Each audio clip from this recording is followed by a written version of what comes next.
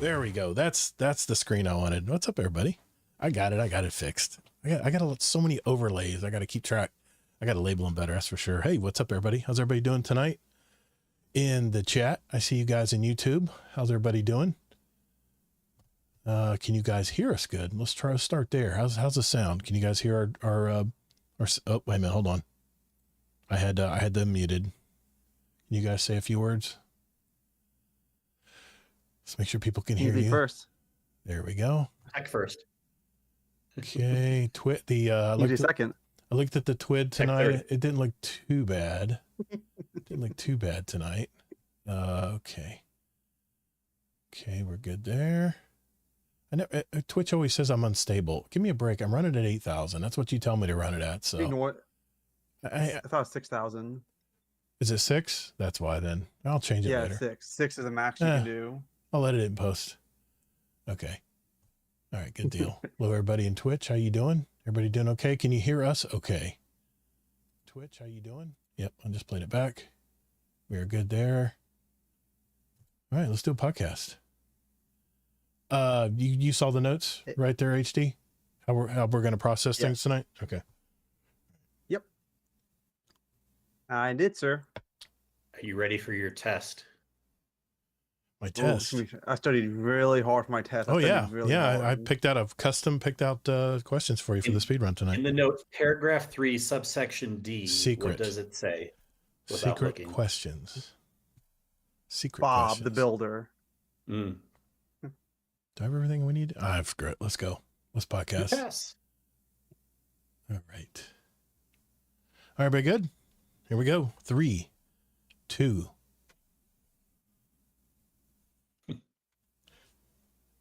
What's up, everyone? What's up, Guardian? Welcome to episode 314 of Guardian Downcast. I'm your host, Todd the Gator, and I'm a day one Guardian who loves gaming and especially the Destiny franchise. We're the podcast that's all about your stories, your community, and your destiny. For those of you who may have just discovered our podcast, we're a weekly gaming show with an emphasis on the Destiny franchise, but we like to sprinkle in a little stuff in entertainment and other topics of discussion as well relating to our hobby. A lot of different conversations depending on what kind of show we're doing. But for those of you listening right now on the podcast platforms out there, and you want, I'd love to see what Gator looks like on camera. Don't work yourself up too much. It's not much to look at. But when you want to join our live shows or if you want to just watch the playback on, you can go to my YouTube channel. That's Todd the Gator, TODD, and Twitch of the very same way. And like I said, you can join us live at 9 o'clock Eastern, God's time, on the East Coast here every Thursday. And we go live and talk to our chat in here, our wonderful chat, which always likes to chime in and give their opinions on what we're talking about. It depends on what we're talking about. Like I said, just remember we do have a replay, or you can go to our website, like I said, guardiandowncast.com, to listen to any of our individual episodes as well. This week, I have my co-host Kingsley Mack back with us again. How's it going, Mike? Hey, glad to be here once again. Thank you, sir. This week is our monthly guest episode, and the guest we have before us is an up-and-coming community streamer that has been he's been doing a lot in the Destinyverse. He runs raids, he runs dungeons, he does Crucible several times. He does all this several times a week in our Discord community, and he does so much that he's been known to doze off in the middle of his streams. Apparently that's a feature, as some would say out there. I've witnessed this myself in some of his streams, so I can attest. He's got a great attitude though, and is just out to have fun with all of us. So please give a big welcome to HD Tech. How you doing, man?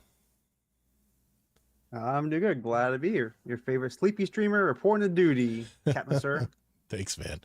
Thanks for Dorath and Sleeps. Yes, exactly. Thanks for being on tonight, man. I'm looking forward to learning more about you tonight. That's for sure. I can't believe we haven't had you on sooner.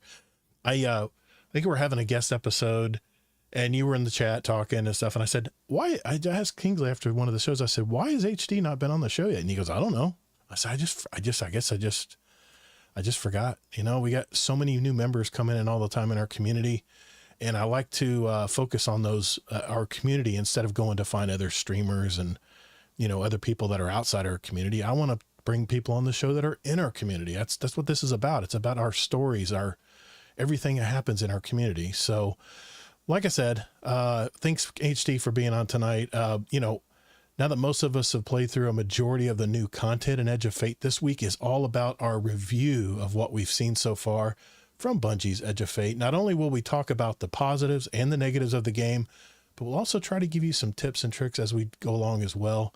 We'll also catch up in the week as I have one new movie review, and we'll, of course, hear more about Mr. HD Tech.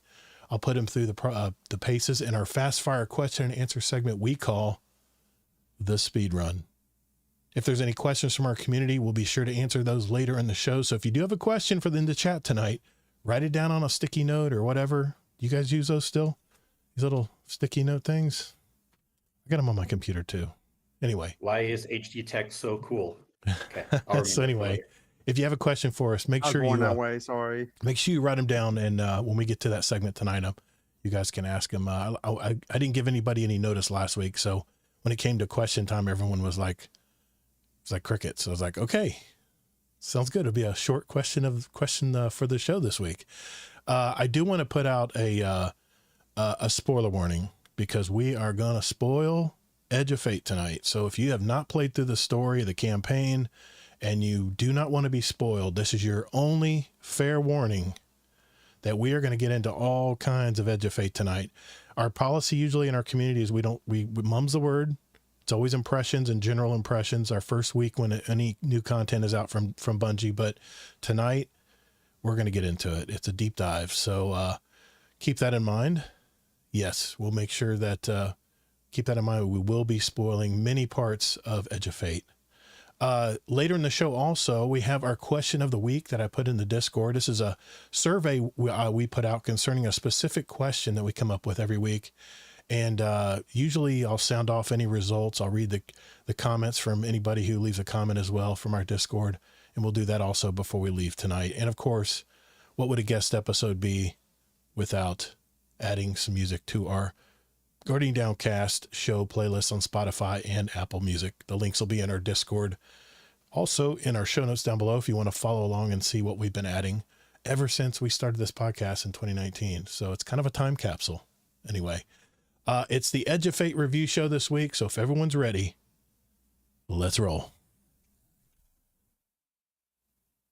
Well, as we kind of did this a couple weeks ago, and I want to try doing this again. Before we get into Edge of Fate, and trust me, that's going to be the bulk of the show tonight is everything Edge of Fate. But I just want to go around the horn and see how everybody's been doing this week, what you guys have been doing in gaming. If obviously, maybe not so much gaming because we all know what we've been doing in gaming. We've been playing Edge of Fate.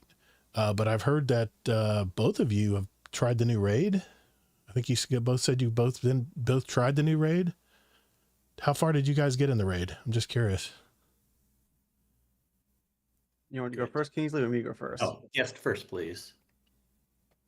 So we did the what's a chicken Vex called again? But the chicken Vex encounter one, and we didn't actually complete. We after about I think 3 or 4 hours, we got the mechanics finally understood.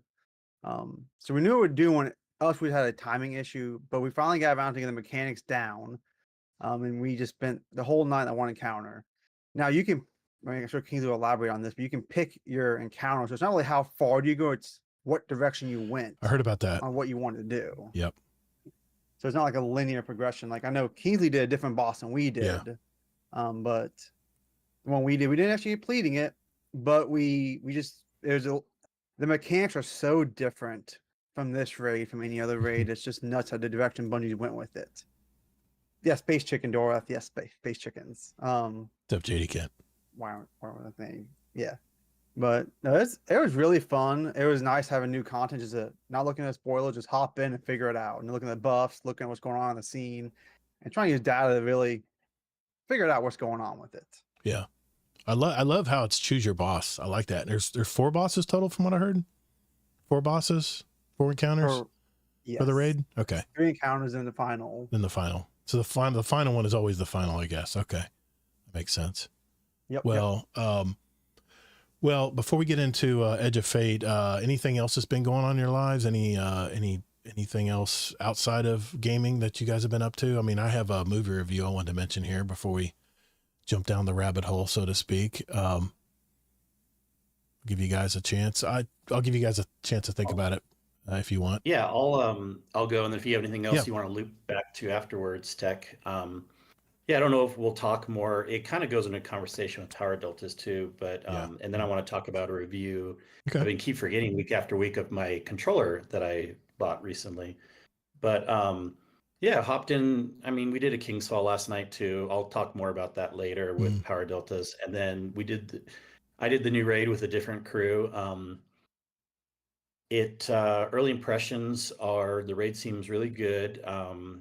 Other than like artificial difficulty stuff, the mechanics seem fun. We did an encounter that's a bunch of Hydras.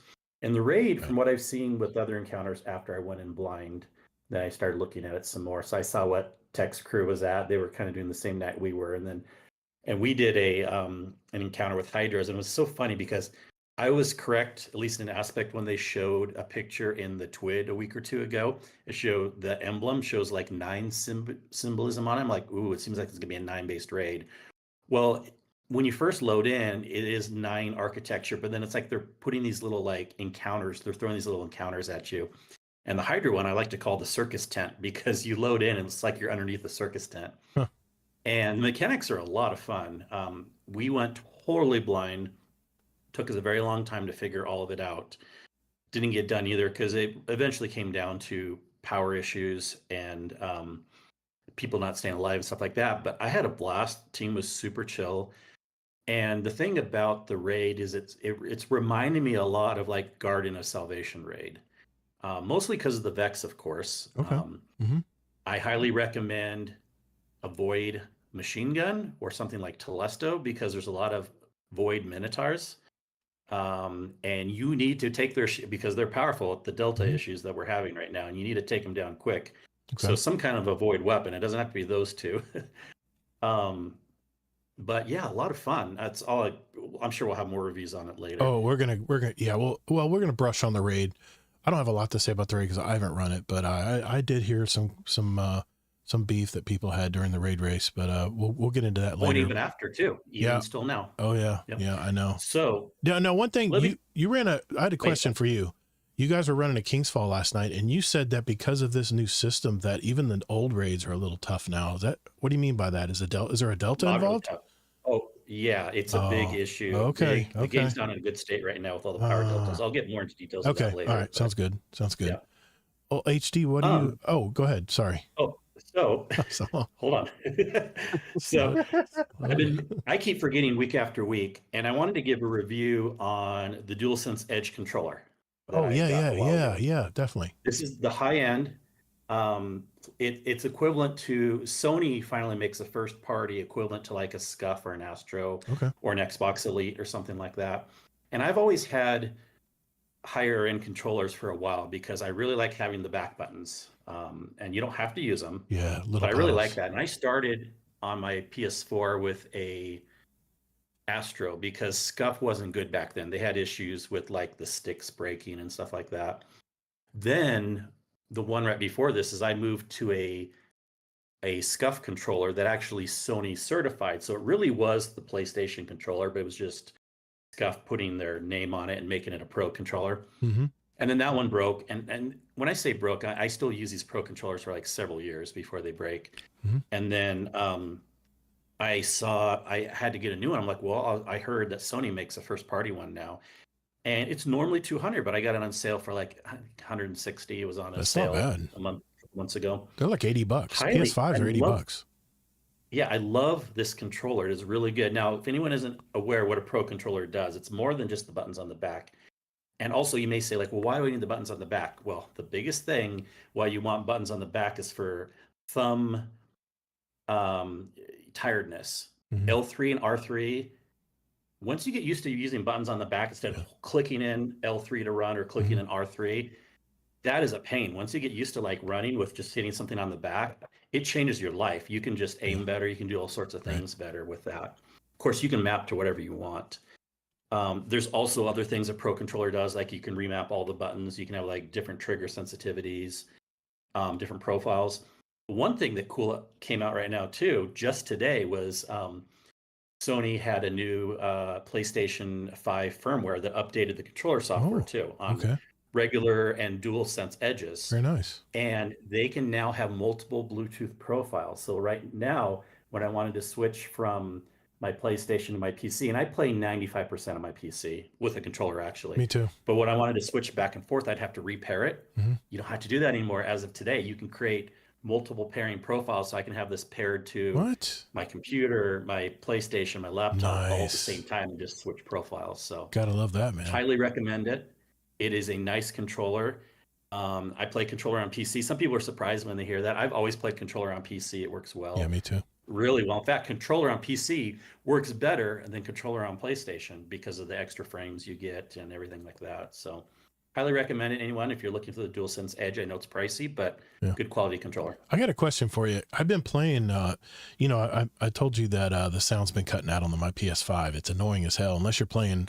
I was grinding Portals this week, solo ops, and I didn't care because I'm watching videos while I'm grinding out the same activity over and over again. I think I did conflicts like 25 times. But are you having any problems with jitter? I have a USB-C to my computer to my just a stock PS5 controller that I use only for my PC. And every now and then when I'm shooting or aiming, the computer will literally just take a right hand. I had that problem a long time ago, so I thought it was the cord. So I put a really better quality cord, C connector in, and it's still doing it. It hasn't changed a bit. So I'm wondering if they're having issues right now. I know you mentioned last week. Never had issue with jitter. And I use this controller both corded or Bluetooth. In fact, I mostly do Bluetooth. Yeah. And Bluetooth works really good to a PC also, as long as your Bluetooth antenna is strong enough. And I actually prefer the Bluetooth now because I don't have to have it plugged in all the time. Of course, I still plug it into charge. And but no, I've never had jitter. So you must have something else going on. I can help you troubleshoot it sometime. You know what it could be? I have not updated controller setting, new controller firmware. That might be it. Well, if you ever plug it into your PlayStation, you're forced to update it. See, I only use the same controller on both, or do you have different controllers? No, I have different controllers. This is my PS5 stock PS5 controller, no paddles in the back, none of that. And I got the very same controller over there it's plugged in right now to my computer. So I don't know what's going on. Oh yeah, you got to do the firmware updates. That must be it. Wanted about updates. That must be it. Even when I didn't do the updates, I didn't have any issues with jitter, so I still think something else is going on. I don't know if you remember a long time ago, I'd live streamed some Crucible on PC using my controller. And remember, I remember mine was like going in circles. My character was like going in circles. I'm like, I don't know what's going on here. I can't control anything, and ended up just switching over. But anyway, I was just curious if that was a known issue because no, definitely not a known issue. It's been really weird. Yeah, I would use my third iteration, and I'd be aiming, waiting for the power shot, and then it would just jerk to the left. I'm like, as soon as I pulled the trigger, I'm like, what the hell? Like I said, Todd, I guarantee, and you may think this doesn't make sense because Sony to Sony, but controller works better on PC than it does on PlayStation 5. Okay. So you must have something else going on. All right. We'll need to, I need you to help me troubleshoot it later when we get a chance, because desync issue, Cheddar? You think it's a desync issue? Really? All right. It's something, but it's not common, or I've never run into it. And I've been doing controllers for a long time. This is a brand new computer, totally different computer where I had problems on the last one. But if you're not doing your update, there could be a million things. I do my RTX, my video card update. I just did a most recent one here, but I have not done controller. So it's probably through my Steam controller. I think I'm using Steam controller. Do you do your controller updates? Do you do your BIOS updates? Yeah. Do you do your board update? There's so many updates I bet you're not doing. If your controller is on your laptop or has a block signal, now that's a good thing. That's I've been using that controller, actually Bluetooth, on my laptop, but my laptop's turned off, so it shouldn't interfere. Anyway, we'll get into that later. So I appreciate the advice. We got a podcast to do here. But anyway, HT, what's been going on in your life, man? Anything new? Oh, just regular work. The kids went to a Bible school this week, so get back in routine and wake up early, getting the kids up at the house and going to that's been a little different for us. We've been in summer, but that's just worked a weekend. The kids in the Bible school doing the weekday, getting around the house done all week, and just trying to survive through life, man, like every other American right now. Well, I know you talked to me. Yeah. Okay. RFT. I hear you. I update my stuff. I'm very good about updating my stuff, but the controller may be different. I know you talked to me about your son wanted to try Destiny 2. Did you ever get an account set up for him? Did you get that all figured out? Yep, I did. I made a Microsoft account, which took me actually a while. So if anyone here ever wants to make a new Microsoft account and add it to your Xbox, I'm going to tell you how to fix the problem right now so no one else has another issue also. So if you go to, like, I went in the browser and made my Microsoft account, then went to the Xbox and went to add it, and it tells you get a QR code. You go on your phone and you log in, it links that web browser, you can log in, and it will go to a password loop. It'll say enter password, you put the password in, and it'll say verify, you verify it, and it'll do it over and over and over again. Right. And what it is, so when you first make the account, there is not two-step authentication on it. You have to have that enabled before Microsoft Xbox will accept the login. So I had to go on the computer and set up the two-step thing. And that's what the verified password was on the Xbox, was for the two-step, but it says what it was for. Oh, I see. So if you make a new account, you have to set up two-step authentication before the Xbox will let you log into it. I got you. Okay. All right. I feel like we're a tech podcast. No, but has he jumped in and played yet? He's on the Cosmo Drone, just running around punching thrall and shooting a shotgun. Just get the basics down. So yeah, just let him. Story, but he just we'll work on him getting his motor control down. If he can just get the handle of how to do this, that's what we'll focus on. So go to Cosmo Drone and just he'll get used to how to play with the controller and actually get used to it. How old's your son? He is 8. Okay, that's a good age. Okay, all right, very awesome, man.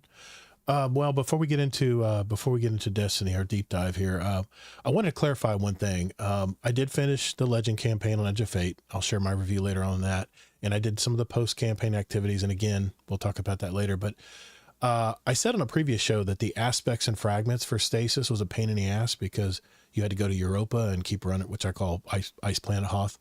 You got to keep going back to the stranger and have to keep redoing the mission over and over again, which is such a pain.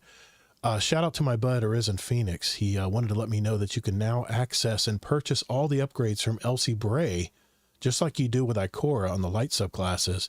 I think he said it was like 50 to 100,000 for each aspect.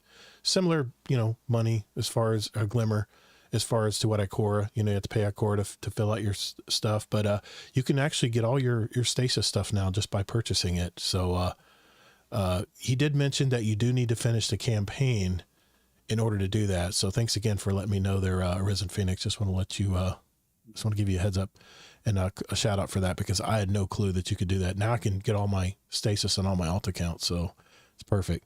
I see you all, Thumbs. I see you out there, man. Okay. We've talked about our life. I do have one movie review that I wanted to review this week. I did see another A24 indie film, Kingsley. It's called Eddington. It's starring Joaquin Phoenix as a small town sheriff who goes up against this town's mayor, played by Pedro Pascal. It's right during the start of the 2020 pandemic times in this small town of Eddington. And that's in New Mexico, by the way. It's a real city. When everyone is insisting on wearing masks and attention is all really, really high, it mirrors very well the times we lived in back then. This is another film by director Ari Aster, who made Beau is Afraid. I don't know if you remember me talking about that one, where Joaquin Phoenix was a person who was a hermit. He lived in a house. He never could go outside because he had some major mental problems, and he would hallucinate a bunch of stuff that was going on, which was okay. It started off great, and then it kind of fell off when I remember from Beau is Afraid. And of course he made Midsommar, which is the iconic horror flick everyone has to see. The movie started off exactly how I described earlier, but then it went all over the place. I don't know what it is with Ari Aster, but once I was following the storyline, another one would just insert itself. And honestly, it was super jarring. From the previews I saw about it, I thought this movie was about a small town sheriff taking on the norm and how he's running to become this new mayor, because it ends up, how it all ends up is freaking off the rails, man. It's just bananas, and not in a good way. This is one of those movies I was looking at my watch to see how long it was running, and this is not usually a very good thing. I leaped from my seat once it was over. I was ready to get the hell out of there. Rotten Tomatoes is mixed on this one. 67% from critics, which I highly disagree, and 64% from audience. So I think everyone was kind of mixed on this. I thought that actually on IMDb it has a 7 out of 10. Yeah, audience. Yeah, it's. I don't understand why people are giving this such good reviews, but I mean that's pretty strong for IMDb, and but I thought that was very generous. This is a horrible movie. Don't waste your time on this one. It's just random directionless storytelling, which will just leave you frustrated by the time I don't like you're it. at the end of the movie. I mean, if you like storytelling, you like a good plot and everything in a movie, then this one's going to leave you frustrated. I give this 1 star. I almost walked out of this one. I mean, it was really that bad. So I don't agree with the critics all the time on everything, but I did see the season finale of Stick on Apple TV. What a great show. That is such a great show. If you don't have Apple Plus, TV Plus, whatever the hell it's called, Stick with, I think is that Owen Wilson? Yeah. Mark Maron. Excellent show. So definitely catch that one. But, all my normal stuff that I'm usually watching, which I won't get into now because we got so much to talk about with The Edge of Fate. So we're going to dive into that right after this. And this is where the commercial break comes in on the podcast. You guys just see the raw. This is actually, I only have one hat of this, but this is actually the Utah Jazz professional basketball team. And so, the note is representative of Jazz or whatever. Yeah. But, right. That's the symbol. That's their thing they've had forever. Yeah. Doesn't take very much to, oh yeah. Okay. Good deal. I was catching up a chat here real quick. Yeah. I'm just saying, the ad's saying there's no ads. Yeah. No advertising, no outside advertising. If you look at the fine print, it says we don't do any outside advertising. We can talk about ourselves. No inside ones. We can talk about ourselves. Like corporate policy. We can promote ourselves because we support ourselves, so it makes sense. We can talk about ourselves. All right. Let me get my notes squared away here because I got a lot to say. Okay, 3, 2. Okay, when I sat down before The Edge of Fate arrived, we had all this hype over the Frontiers, codename Frontiers and stuff. I began to kind of wonder how Bungie was going to be able to top the Light and Dark saga. The Final Shape campaign, it ended in such a great high. And I was just trying to think to myself, I would not want to be a Bungie dev right now, especially in the storytelling department, because it is so difficult to have a follow-up to such a fantastic story and campaign that, let's face it, this lasted ever since 2014, right? This Light and Dark story. The good, we know it's not good and bad now, it's Light and Dark.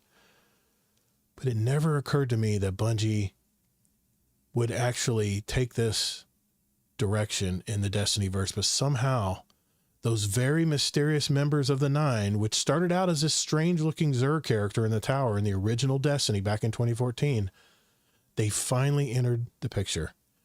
And wow, how much we now know how they've been manipulating all of us since the very beginning. It was a mind-blown moment when I crossed that part of the story. So I wanted to start out tonight with what is probably one of Destiny 2's most exciting storylines. And I want to go around the horn and discuss it.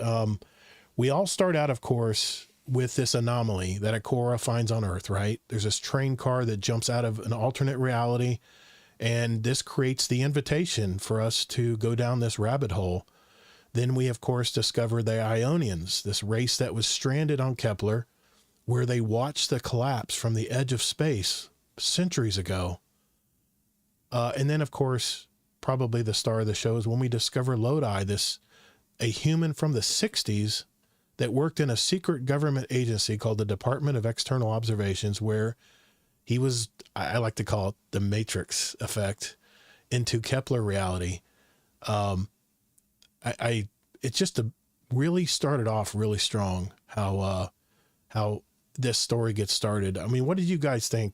Did you really think that Bungie could top the Light and Dark saga when you started playing the story? Since you bring that up, you said you were worried how they would top it. I don't think was. They should have tried to top it. Like, And I said last week, I think this was number 2. I still think Final Shape was number 1 as far I as agree. like, I agree. It's yeah. up there in the top 3, but it's definitely not number 1. So they Not never in my needed to opinion. top it. I would never use that word, but they did a good job with the story for sure. Yep. Yeah, I was kind of surprised how this all went. It kind of started out with kind of a sputter, but my God, how everything ended here. What did you think about the initial part of it there, HD? Oh, I think they did a great job, honestly. I mean, it feels like a whole new saga. And I feel like this will probably keep up with Lion Dog Saga when we're done with it. I mean, just the connections they made and the full circle, and I mean, this is what Bungie is known for, is this storytelling aspect. So I feel like we're seeing that part of Bungie that we have not seen in a while. Yeah. So it's good to see us getting back into horses and it restarting all over again. Well, Bife, My Name is Bife, interviewed Allison Lures, and she alluded to the fact that we are just beginning this saga.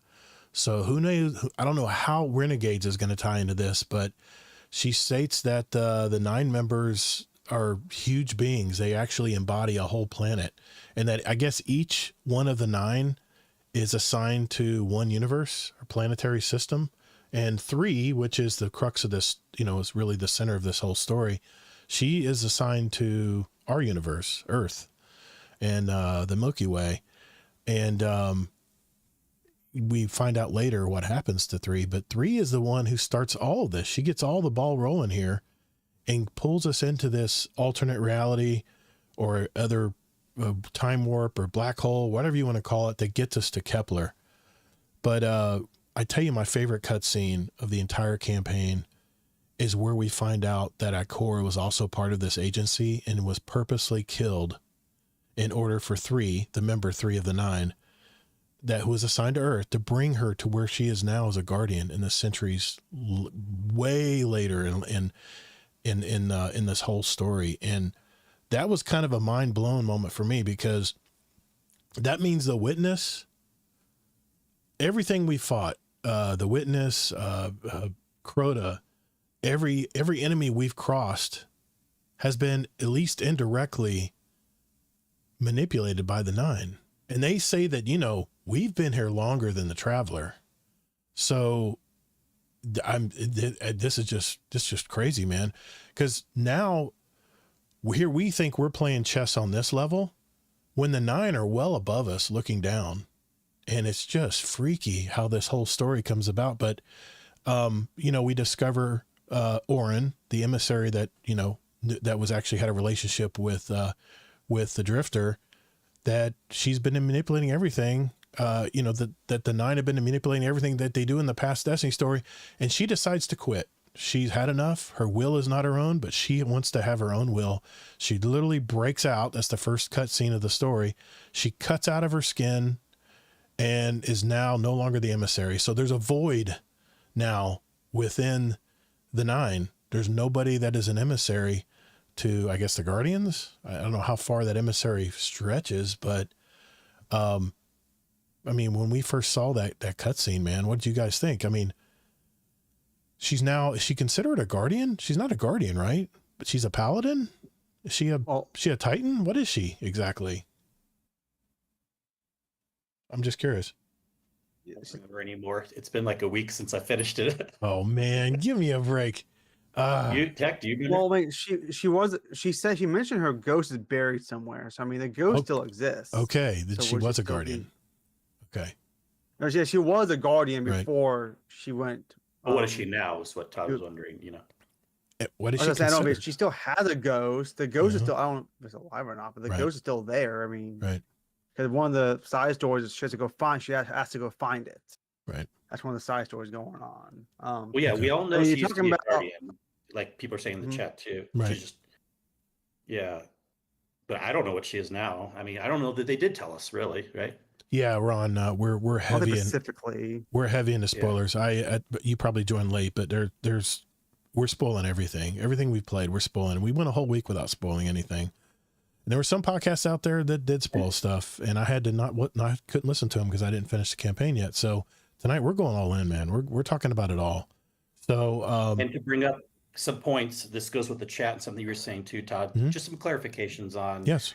the story and the future.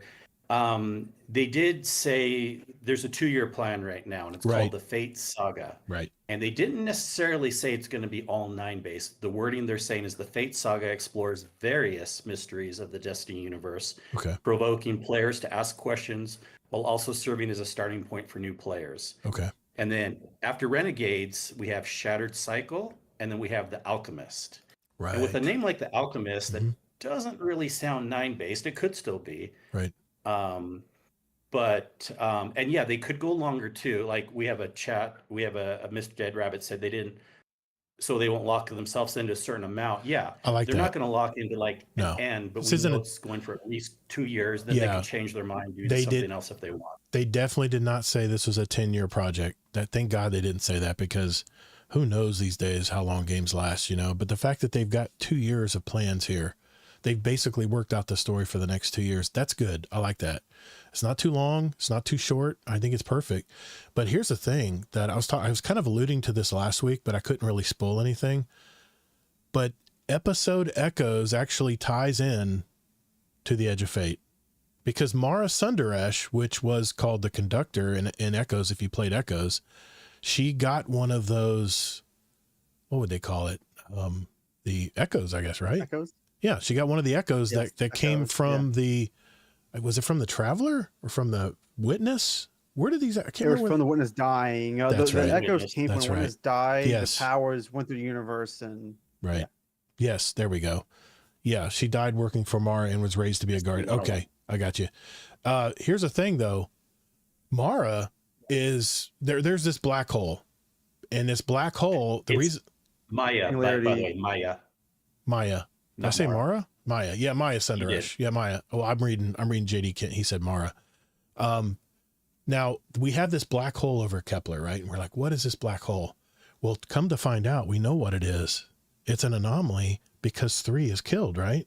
Mara killed Maya Sundaresh, Conductor. the Conductor, kills 3. And why does the Conductor kill 3? Because Maya is obsessed with going back into the past to correct things with Chioma Essie, her partner, her wife. And she wants to try to right all those wrongs that happened back then, I guess, when she wasn't around and she died in the labs and everything. That was back during Beyond Light and stuff. We learned about that. But here's the thing. 3 can't do that. The 9 can't go back in time. They can only go forward, which kind of makes me think, all right, how did they get us? I guess they killed Ikora purposely back in the 60s. And it's so crazy if you think about it, how all the pieces are put together to where we are at this very moment. But in a nutshell, 3 is manipulated all of us. Lodi, the Guardian, and Ikora to all come together in this certain point where we can actually, and the Drifter too, where we can actually try to save or resurrect 3. And guess what resurrects 3? The Hall. That thing the Drifter has been pulling in space forever. All those motes that we banked into that damn Hall, that energy, or whatever you want to call it, dark energy or dark matter or whatever, that cutscene at the end was fantastic. He's pulling his ship up and drops that Hall, that bag of energy, into the anomaly in the sky, which was the black hole, and resurrects 3, only for Maya, or the Conductor, to yank her into reality, which is the planet Kepler. And well, she can't live on Kepler. It's like I think the phrase in the story was, it's like trying to have us live in a painting. It doesn't make sense. It's not on the same plane of reality. So she's revived. She gives us some instructions and then dies again. Man, the whole story just blew me away. I mean, I really took my time on the legend story on this, but because of this death, the 9 is incomplete now. and that means that we're going to be totally extinct or annihilated. It's now imminent. I guess that's part of the 9. I guess the 9 are so far above us in ethereal beings that they can control life, I guess. Because there's a void in the 9 now, because 3 is dead, we're all gonna die. We're all gonna be exterminated, or we're all gonna be annihilated. I don't know, from some big boom or whatever. I don't know. They haven't really told us that. But 3 gives us instructions how to stop this from happening, and she calls it binding the 9. So I guess that's where the future of this story of the saga is going to go, is how we're going to bind the 9. So, like I said, the story ends. I mean, what's funny is the main boss we fight at the end is this Archon, who thinks that this black hole, he's got some grand plans. He's going to bring people back in time, or back to a better time, or whatever, his followers and stuff. He's just totally deluded and crazy. So we of course have to kill that guy. And man, I got to tell you, that last mission was a lot of fun. It was late at night. I was like, fuck this. It's 3 a.m. I can't get, I mean, the ball wouldn't jump on the platforms perfectly. I was so frustrated with that. But the way it ended, the cutscenes at the end with Drifter, and then what happened after that, it just, wow, what a story. You guys have anything more to say on the story part of, I know I've been doing most of the talking here, but anything you wanted to add to? No, I mean, we all kind of knew, and we're even saying last week, like 95% of the community loves the story. Yeah. If you were to separate the campaign, did you like the mechanics in the campaign? Not thinking of the story, but the actual mechanics of the campaign. I gotta tell you, I still, even in post campaign, I don't like using the Matter Spark. I don't like using the little ball. I found myself going through the legendary campaign. I was like, God, another puzzle, another thing. I got to find out where to go. And then I got to get the cannon in there somehow, and then shoot that cannon. And then I got to align the dish and all this. I was like, doing that end mission at 3 a.m, you were probably especially frustrated, because they added it in so many times, they put it in so many times. I just wanted to run and kill shit. I didn't want to sit here and try to figure out how to get through and I understand the manipulator cannon. I don't know what it's called, but where you shoot and you can actually relocator cannon, where you can actually, beam yourself through, laser walls and stuff. And I got to admit that especially toward the end, it started getting really tough, and I really had to put my thinking cap on how I was going to get through these areas. And, I got to be honest though, it didn't take me too many times to figure it out. So once I figured all that out and finally got to the bat, I finally got to the last mission where we had to kill that guy. I was like, man, what an ending story. It was right up there with Witch Queen. I mean, that epic thing, we had to kill the Savathun at the very end, or at least try to defeat her somehow. I know she doesn't die, but it's right up there with Witch Queen for me. That final boss fight, it was very epic. Of course, you had to use the Matter Spark. The one time I loved to use the Matter Spark ball was when I could charge it up and kill all the ads that kept popping up between the rounds, where I had to try to, I had to burn off the shields of the servitors and then burn off his shield and then do damage to him, which it took me about 10 times on Legend to get through that solo. But once I got through it, I felt great. It felt great to get it all done. But that's the only time I like that Matter Spark ball, is when I can charge up, because those little charge balls that you run into in a little line, you can actually charge up after 3 or 4 of them and actually do like a super with it, where it would electrify everything. That part was fun. That I did enjoy. I would just sit there and just go round and round with the ball and just keep thinning everything out. And then when everything finally quelled for a little second, that's when I would jump and try to make, the platform jumping with that Matter Spark ball. My God, man, that was frustrating as hell. I was pressing my controller long jumps. I was barely making it.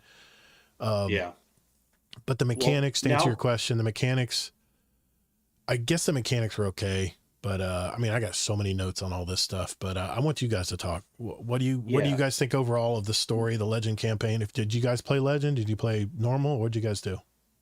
Now that real quick, that we can talk spoilers. I kind of wanted to mention some stuff last week about the after stuff, but well, I got that. We'll get into that too. Well, I won't get into it too much right now, but what's especially sad is that the Matter Spark and everything is so limiting in the campaign.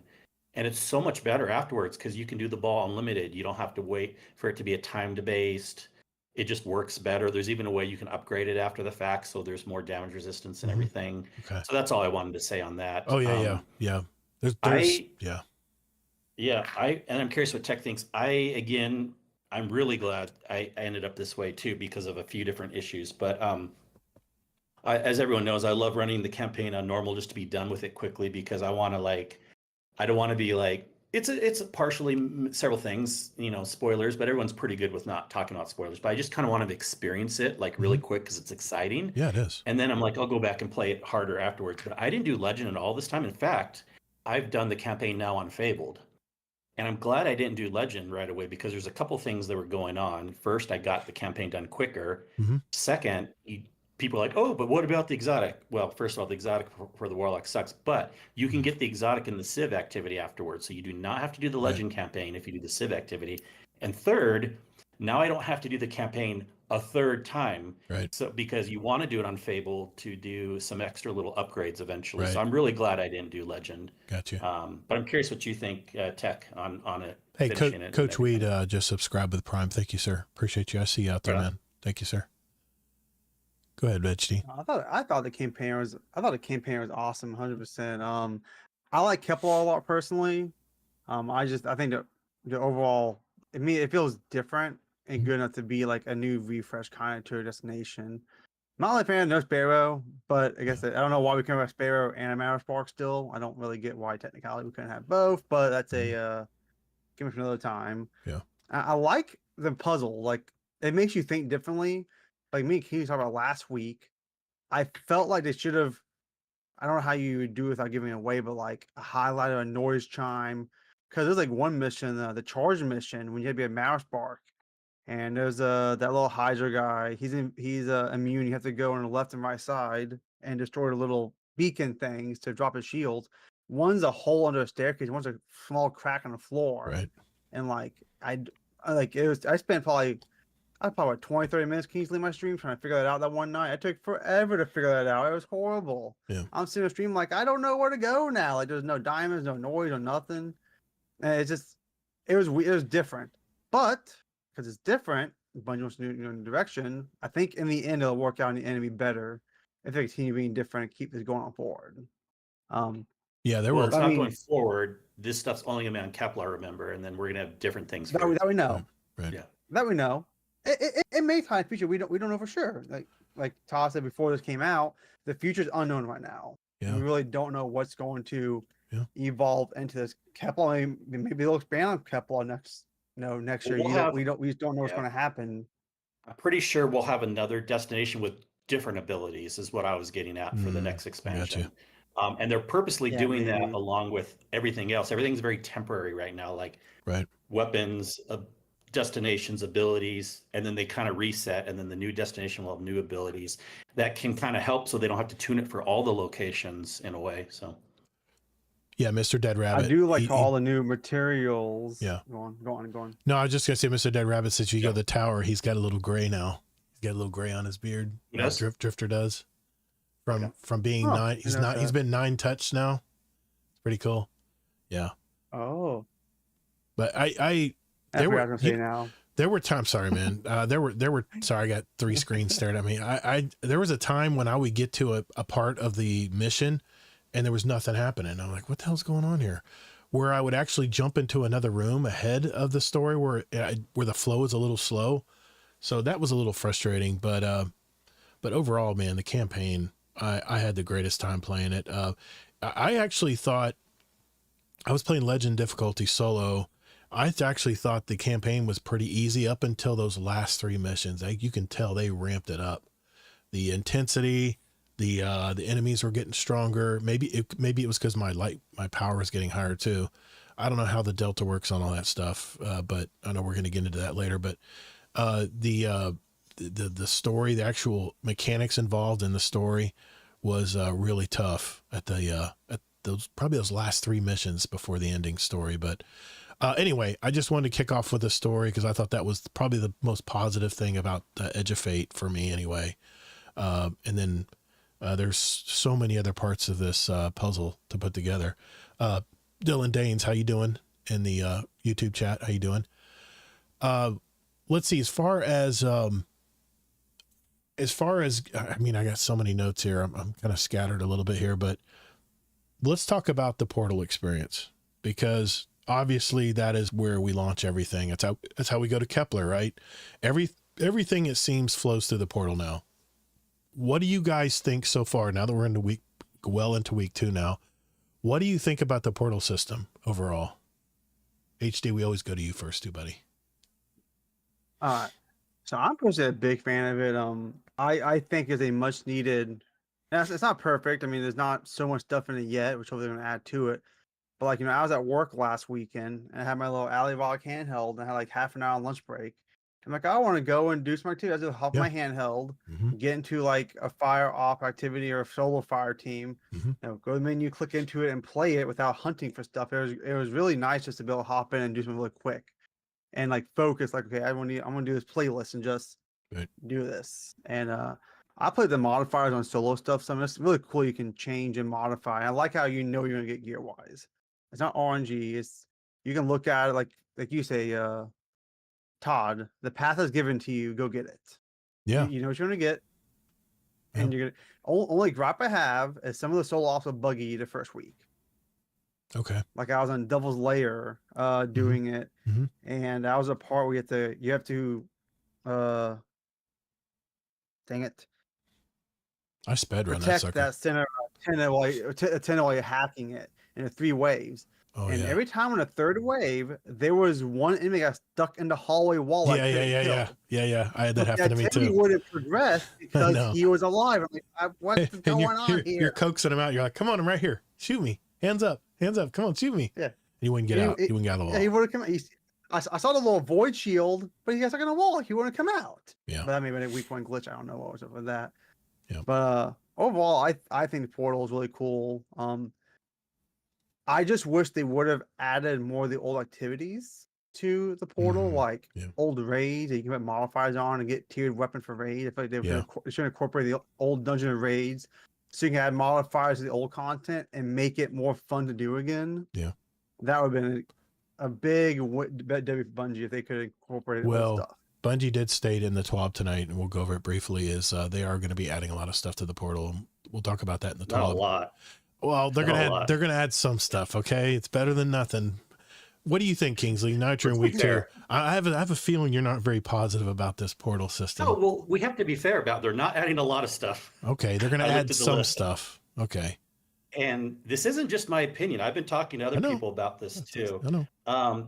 First of all, of course, it's great that we can have deterministic loop, but is that really? We could put that on the Portal. They could have done that on the old system too, right? Yeah. But the problem with the Portal is it's so empty and bare, and a lot of people are realizing this more and more. Like, yeah, they should have brought more old activities. They've cut things back, like with the fire team side. Yeah. Only the 3 things on top are match made. All the stuff below you can't match make. That's worse than we had before. There's bugs. There is when they have in the Pinnacle area, they only have 3 activities. And streamers and all the hardcore players will always find the quickest way to get one of them done, right? And whenever they figure that out, Bungie turns it off. They turn off Encore twice now. When you're only going to have 3 activities in there, or 3 or 4, you can't turn off an activity if people are running them fast. I think they replaced it with Starcrossed. I think they put Starcrossed in place of it, But it only had they reduced it to 2 at once. It happened yesterday too. Yeah. Yeah, it's happened twice now. If people are running it fast and you only have 3 or 4 activities, you can't turn off an activity in the Portal. You know what I mean? When it's that limited. So the thing about them adding more stuff, why I'm not too hopeful, is because this was already a plan where they're like special event things. So in a couple weeks they're adding one thing, and then they're adding something for like the seasonal activity and stuff like that. But we are not getting a switch up of stuff. It's all staying the same until the next update. And that's kind of concerning on all that. Another, what was I going to say? I think it was just what you were saying about the old activities aren't in the Portal also. So that you can't get pinnacles except for very few things, like raids. We used to get pinnacles from the weekly rotating raid. No, you can't do that anymore. So it's yes, there's deterministic loot, but it's way less things we can do now to get that. Okay. So, just my opinion. Just going over some of the comments in our Discord chat here. Scarlet Maddie says the usual voiceover for Savathun, Deborah Wilson playing Ikora did amazing. I've actually gotten used to her voice now. I thought that would be a stumbling block for me. I'm actually used to it now. So I don't know if they need to go to all that trouble of recording stuff, but that's their call, I guess. Orin, she used to be a guardian. She's just a regular awoken right now, like Eris or Osiris. Okay. There's actually a side quest about that. I haven't done it yet, so thank you. I'll look into that. Think people chart Orin the same as Lodi and Uncharted Potential. And let's see, 99 Cap asked, was Dark Matter a subject in Destiny before the Edge of Fate? And Scarlet says, in Lore Labs referencing the 9, yeah, but never a topic in any campaigns. And then they get into some of the lore there. I'll have to. We should have read that when we were on that topic. Yeah, I know. I'm sorry. I'm jumping around a little bit. Portal, before I forget. Yeah, the portal. So, and Zombie made a good point. There was a couple things down below that could be match made, but take a look at all of it, Zombie. The biggest problem, this was the other thing I was going to make, is guess what's not match made? Most of the things down below aren't. Onslaught. Onslaught needs to be freaking match made, right? It was always match made before. That was solo, I know. I saw that. I was like, pass. I'll be there forever. Yeah. It should have been a toggle. You could Exactly. Firewall as you want. They did it a long time ago in the Infinite Forest. You could do you had two different things. You could match them. You could do firewalled, or you can do with matchmaking. What's so hard about that? Onslaught it's as simple as switch. What's up, Mr. I didn't know Jealous it was Game? match me. I didn't know that. Who's gonna by themselves? Well, actually, someone's going to. We backtrack. Someone's gonna go by himself in Onslaught, but of course. Most people won't. Someone, I bet no one's going to. I'm like, I need to backtrack and repeat myself. Well, here's the thing. I was grinding all weekend, and I finally got to 200 power. I'm at 201, I think now, and I did it all through the portal. I mean, I got to like 160 by the time I was done with the campaign, but I was doing portal in between because I realized I had to do some other stuff to get rewards and stuff for the week. And can we just talk about that too in the portal? The seasonal reward track is super generous and it's so easy to get done. That is definitely a highlight. I was trying to tell you about that ahead of time. Yeah, well, I've gotten both of them done. I've already got this one. This week's is already done. I'm loving that part. You get Bright Dust. I got Engrams in there. I have to cash out before reset because you can only go 20 levels every week and they're gone. You got to cash them out before reset. Otherwise, do we know that? Because there's the Wayback Machine. Because you can go get previous season I don't know about too. that, but I tried to go back to last week's. Different. I thought it would be one, continuous bar. No, I couldn't go back to last week, at least not in the UI in the game. So definitely not in the game. Yeah. The Wayback Machine, maybe I'm not sure there, but I did exactly what I needed to do. It took the quickest amount of time. I'm a gamer, man. I want to optimize, right? So I finally got the 200 plus light. Now I'm having to look, and I'm going to ask you guys this later, but I'm loving the seasonal reward track. It's very, I mean, you're getting exotic Engrams, you're getting regular Engrams, you're getting, I wanted to mention this. Because I finished the seasonal reward track last week, I went over to Zavala this week at Reset, and he had 5 of the machine guns, the brand new machine guns, all tier 3, that I could choose from because I had unlocked I guess a free weapon from Zavala and free armor. Yeah. I love that part. That's awesome. Now the gear is only tier 2, which I'm like, until I start seeing tier 3s, I'm not really going to care about gear. It was tier 3 for me, so maybe I did something better than you. Maybe it was because I wasn't full power yet. Maybe that's why. But it was last week. Oh, I know why. It was tier 3 for me. I know why. It's because I did it early. That's why. I went to the tower to get something. I was like, oh, I get free armor here. It's flashing over here. Okay, so I think I just got it too early. But next week, I've already done it again for this week. So next week I'll have hopefully at least a tier 3 weapon, one of the newer weapons. To get that done as well. But I have to just say that the seasonal reward track is fantastic. And the regular reward track is okay too. But I think that I'm more attracted to getting the weekly seasonal stuff done right off the bat. It's the first thing I do every week. It's just like So when I now get my that Gunsmith you bounties. now that you see the seasonal one is weekly, along with the actual rewards track, don't you think it's a good amount of rewards? I'm softening my opinion on that now, because face it, we're going to have another reward track in 47 days or something like that in September.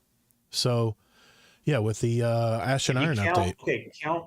What is it? Is it 10 or 15 or 20 for the seasonal weekly, right? It's like It's 20 levels a week. 20. I think it's 20. Yeah. 20 times every week for Yeah. like 3 months or whatever. really That's nice. a lot, you know. And those weekly bounties will just, I mean, it ramps you up so quick. You don't even have to get all the weeklies done and you're already maxed out at 20. So I got to admit, I'm loving that part of it. I want to talk about the post campaign activities because, you know, once you complete the campaign, all these blue flags start popping up all over Kepler. And I know you've played this a lot more than I have, Kingsley. I did play a couple of the missions. I played some of the Ikora missions. And it's weird to talk about Lodi, but, what do you think about these extra, what do they call them?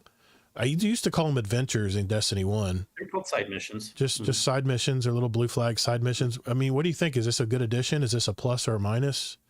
Have you played Well, them it's all? definitely a plus. Okay.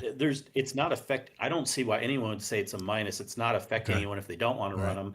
And they're technically not post-campaign, although most people would and should run them post-campaign. Right. The main thing about them is it gives you something else to do. Now, when they're done, they're done. There's no variability stuff like Bungie kept promising, but they add a lot to the story. They are worth doing. They're fun little side ones. Sometimes they can feel. I ran most of them on Fabled World Tier actually, because I've kind of just been maining on Fabled now just to challenge myself and have fun with that. But you don't have to run the side quests on Fabled. You can run any world tier. Just curious, what's your power level now approximately? About 200. I'm just below it. Just and in fact, that was another thing I was going to make. 200 is the soft cap. So you're not any more or less effective. You don't need to do Portal to get to 200 quick. Like anything drops to 200, even if you mostly do Kepler stuff. So yeah, I mean, Portal is what you have to do after 200 to get above. But it was great though. It was so great, man, because every reward I got was +2 minimally. If I got an A level, it was +3. Everywhere.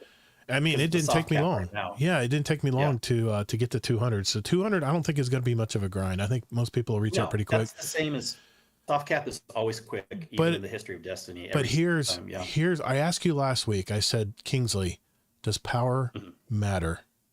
And there's one, because let's get into the power delta question, because it seems like everywhere I go now I'm looking into the higher tier stuff now to get 200, 201, 203, 205, start to go beyond 200. This is the seasonal extra, right? You used to be able to get it from your artifact, but now that you don't get it from the artifact, you have to do these, you have to just keep and use these depleted cores or whatever they're called. I can't remember. But unstable cores. Unstable. Thank you. I know I'm probably looking at them somewhere. But so is it I'm just trying to I'm trying to think. I asked you that last week. I said, does it really matter? Because everything doesn't matter what you play, your power delta is -10, -20, -40 for some of these, -40, -50 for Mythic. 50 for Mythic. Does it even matter if we get above 200 now? I mean, what do you think? This is the biggest problem with the game right now, and it doesn't feel good. Like even the Portal stuff, like I could ignore a little bit, but everyone's talking about this, and this isn't just a thing where it's like, oh, get good, it's supposed to feel hard all the time. Even like high-end players and streamers are agreeing like something's wrong here. Like other games don't do this where everything is always at a negative delta. Yeah, you should. I get it for like a contest mode, or like maybe even a special thing like a Grandmaster or something, but you don't do it for world tiers. You don't do it for old raids. You don't do it for all these things, or else what the... Sorry, I almost said the F word. What the freak are we grinding power for? Of course, people say, well, I just like seeing the number go higher anyways. Well, now that's all you're getting, people. You're just seeing the number going higher, but it's not actually helping you feel more powerful because the raids are a -10. Right. And I am pissed about that because normal raids... Wait a minute, all raids? All raids? all raids, the old raids are all negative 10. everything. Wow. All of We it. were That's why doing the King's that's Fall why they're all last night, harder. and we had to 4-phase barely War Priest. What? Wow. So Yes. And imagine what we have this a is good going to team do too. to the Destiny community for people that want to hop into raids. It's making it a lot harder now. Yeah. It's horrible. It's horrible. They need to fix this. They even Astrocross was saying Mythic should not be -50 on Kepler. You should be able to build into it. Like, we're getting to 300. We're grinding like crazy. It's a little bit easier. We're getting to 400. Mythic is a little bit easier. No, it's always -50. You're following a moving target. Yeah. Well, it doesn't even matter what your power level is. It's like, yeah, that doesn't make sense to me. I do not know why they did this. Like Division, Diablo, all these other games. Yeah, the higher world tiers and the higher activities are hard for a while, but you can eventually level into them.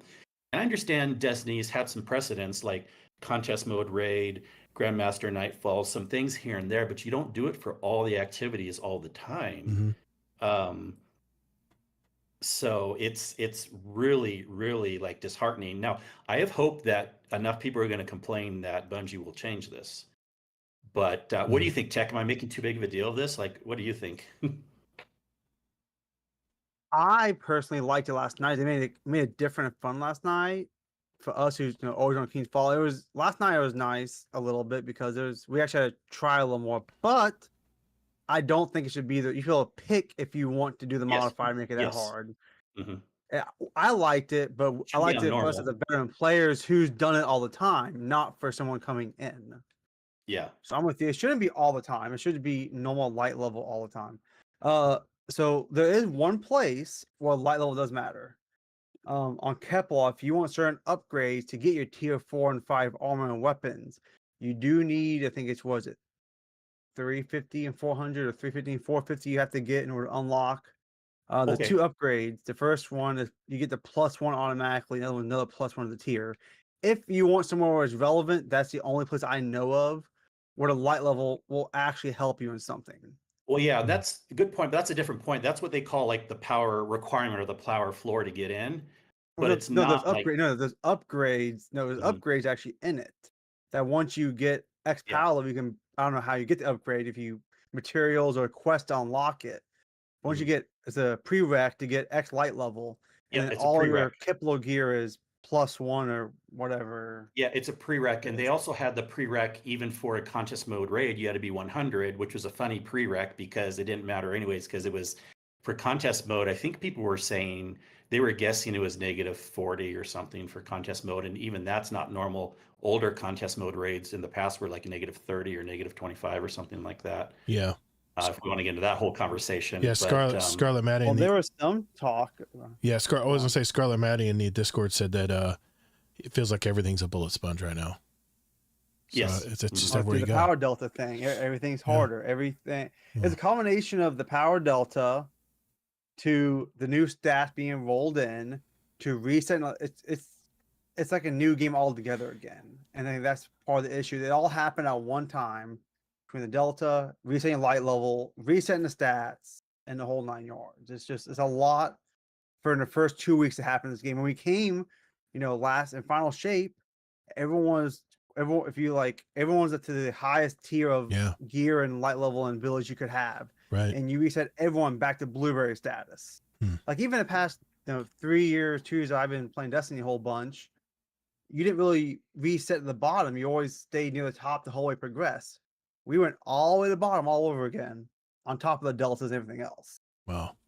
And that bottom doesn't even matter because other new games, they still don't do this. They don't have a thing where you're like always -10, -20, -50, no matter what your power level is. So it's like a couple different things are going on here. Like, yeah, like it's cool in a way. Like, I mean, I was kind of like, why are we resetting from the beginning? I don't care. I could take or leave that, rebuilding up our power. But why are we rebuilding up our power if we're always going to have a -10 to -50 in like 90% of activities? It should have been a range. It should have been, you need 200 to get in, it'll be -50.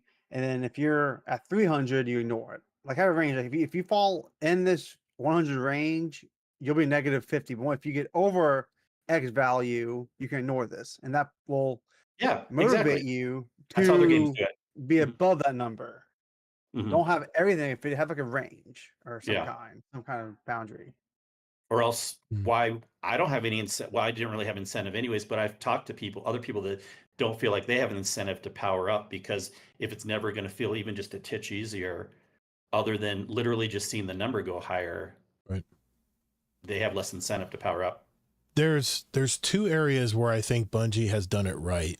The one area is the Guardian ranks.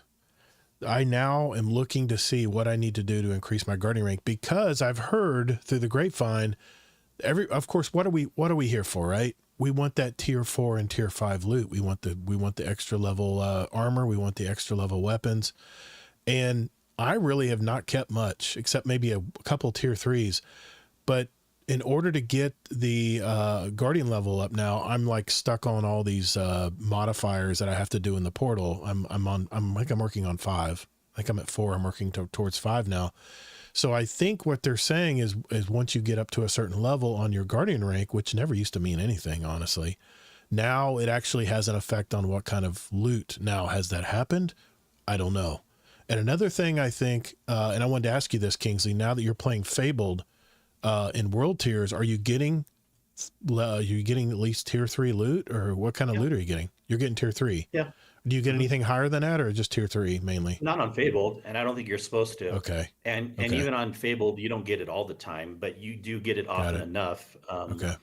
I think if I had to guess, tier 3 is would be Fabled, tier 4 would be Mythic, and then tier 5 on Kepler is very hard to get. It's mostly just those little extra quests that you have to do a bunch of things, Fabled and Mythic together, and then some other things together to get that tier 5 stuff. Zombie says, I heard it's level 240 when tier 5 loot is unlocked. That's good to know. I'm only 40 away. That's not bad. And so that's probably what it is too. So there's a grind. Your actual...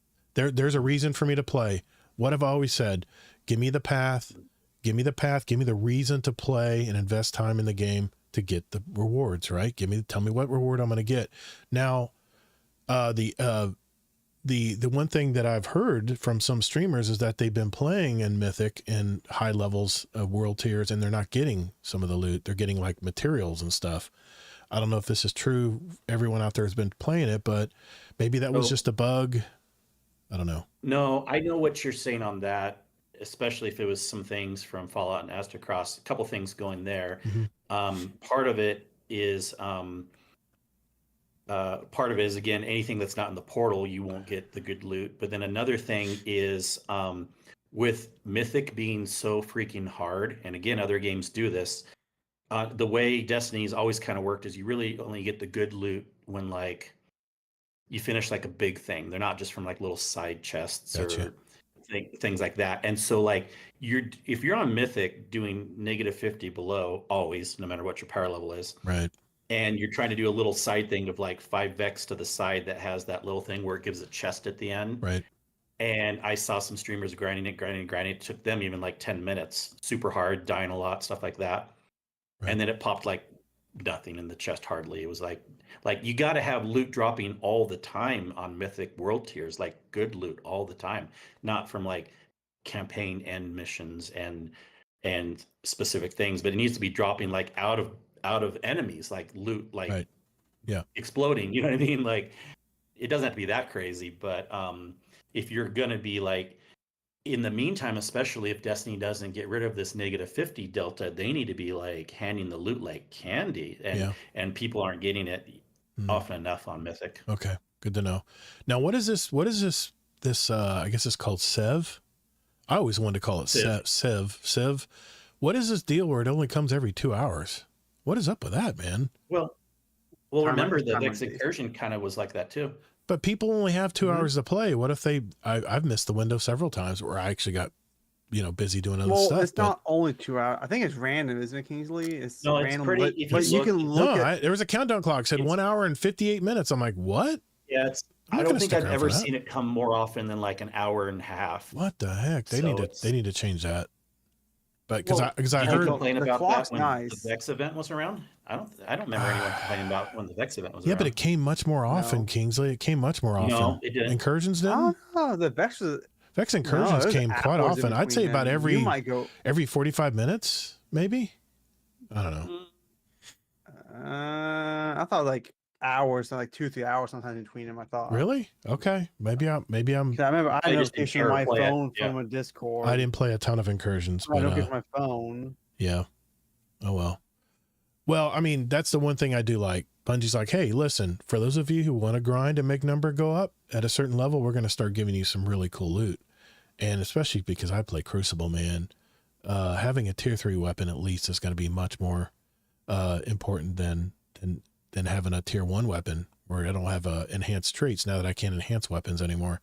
So that part I'll do. I do like that part as far as the power grind, but what was the question I was wanting to ask you guys? You know, The Civ activity is pretty fun. Yeah. I do think you should check it out. And now that we I can am. spoil more too, there's a mini Gambit encounter at the end, and Drifter is all in it. That's what I and heard. It's a lot of fun. Yeah, I heard it's so- like playing Gambit on Kepler.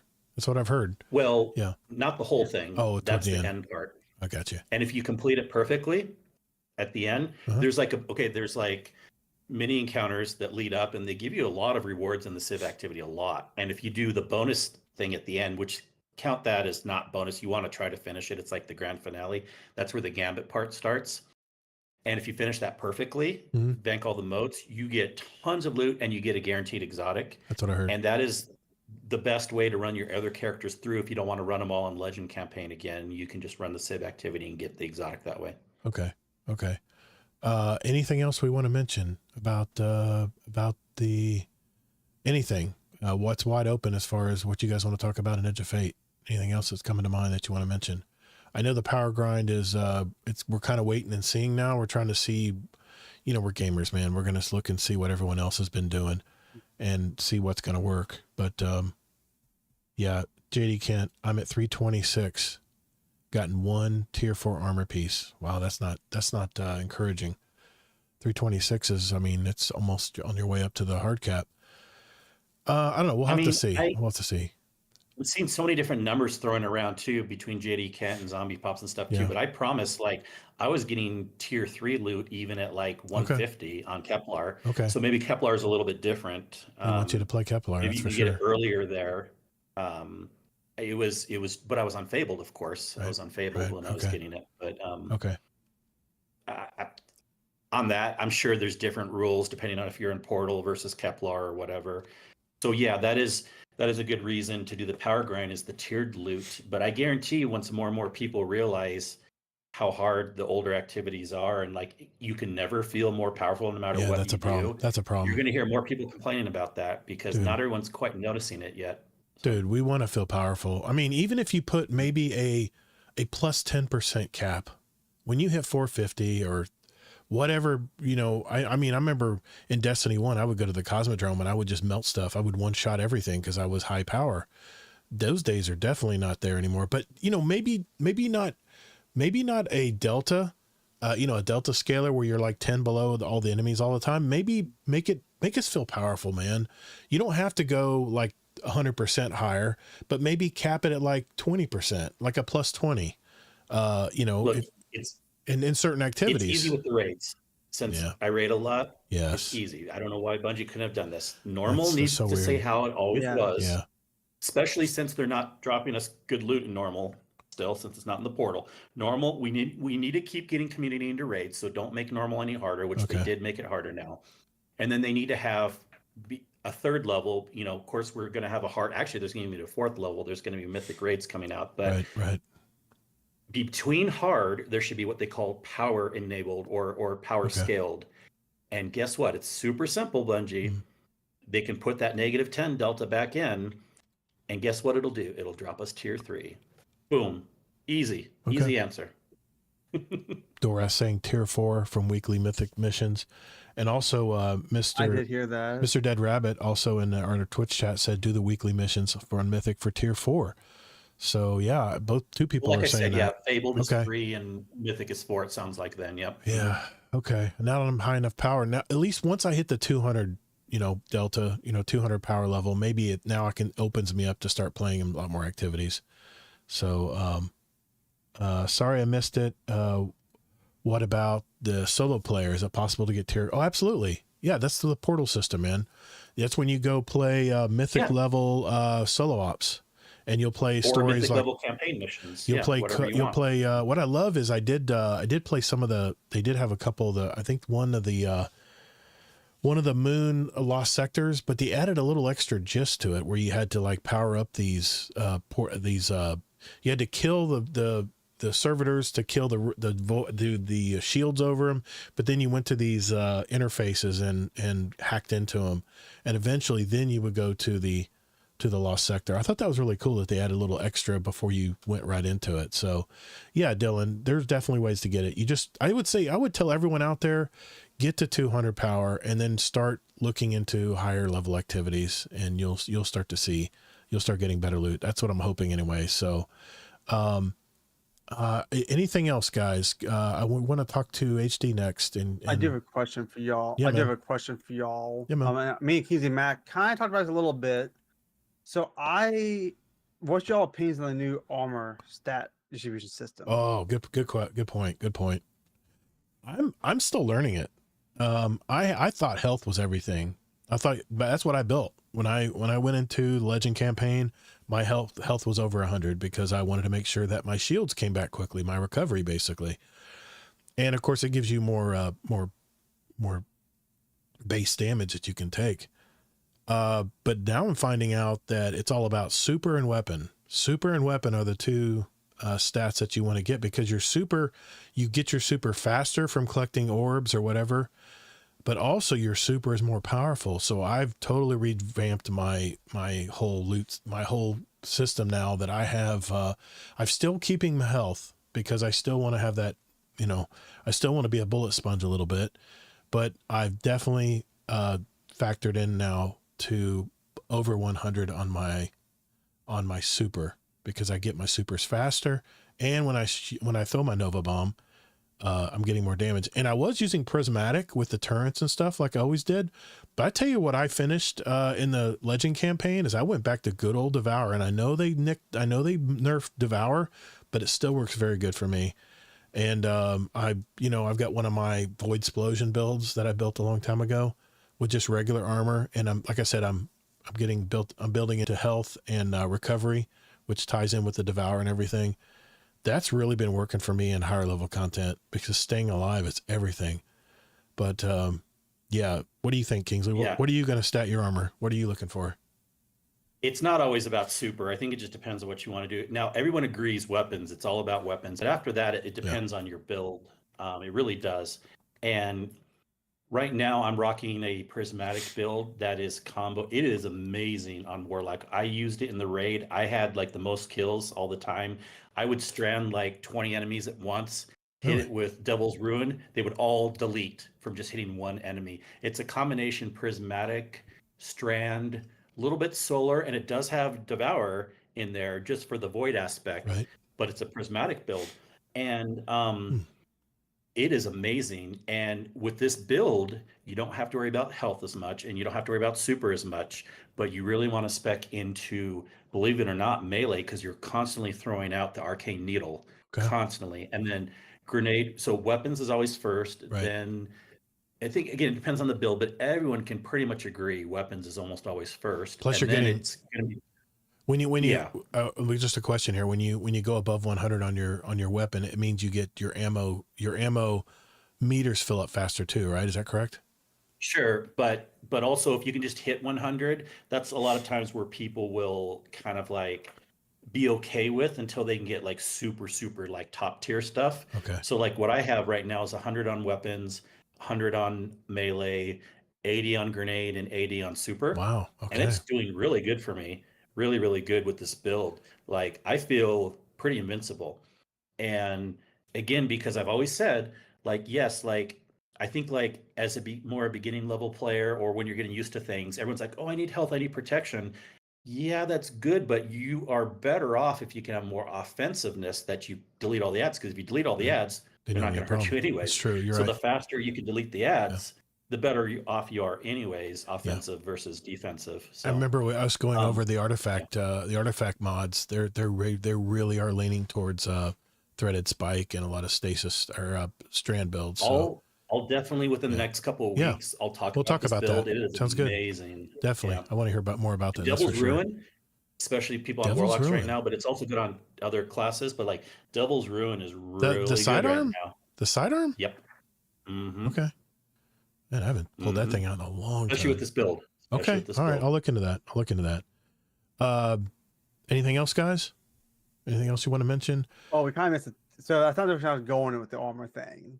So what I Well, was going to bring up yeah. is, well, so what I was going to bring up is, so we went to Armor 3.0 so that you can have more build crafting capabilities, right? You can Right. spec it when you want to spec it more, you can do stuff. Well, we lost stat distribution capabilities. Yes, we did. When we went to this new thing, there's only 6 combinations. I mean, we used to have 9 combinations. Yep.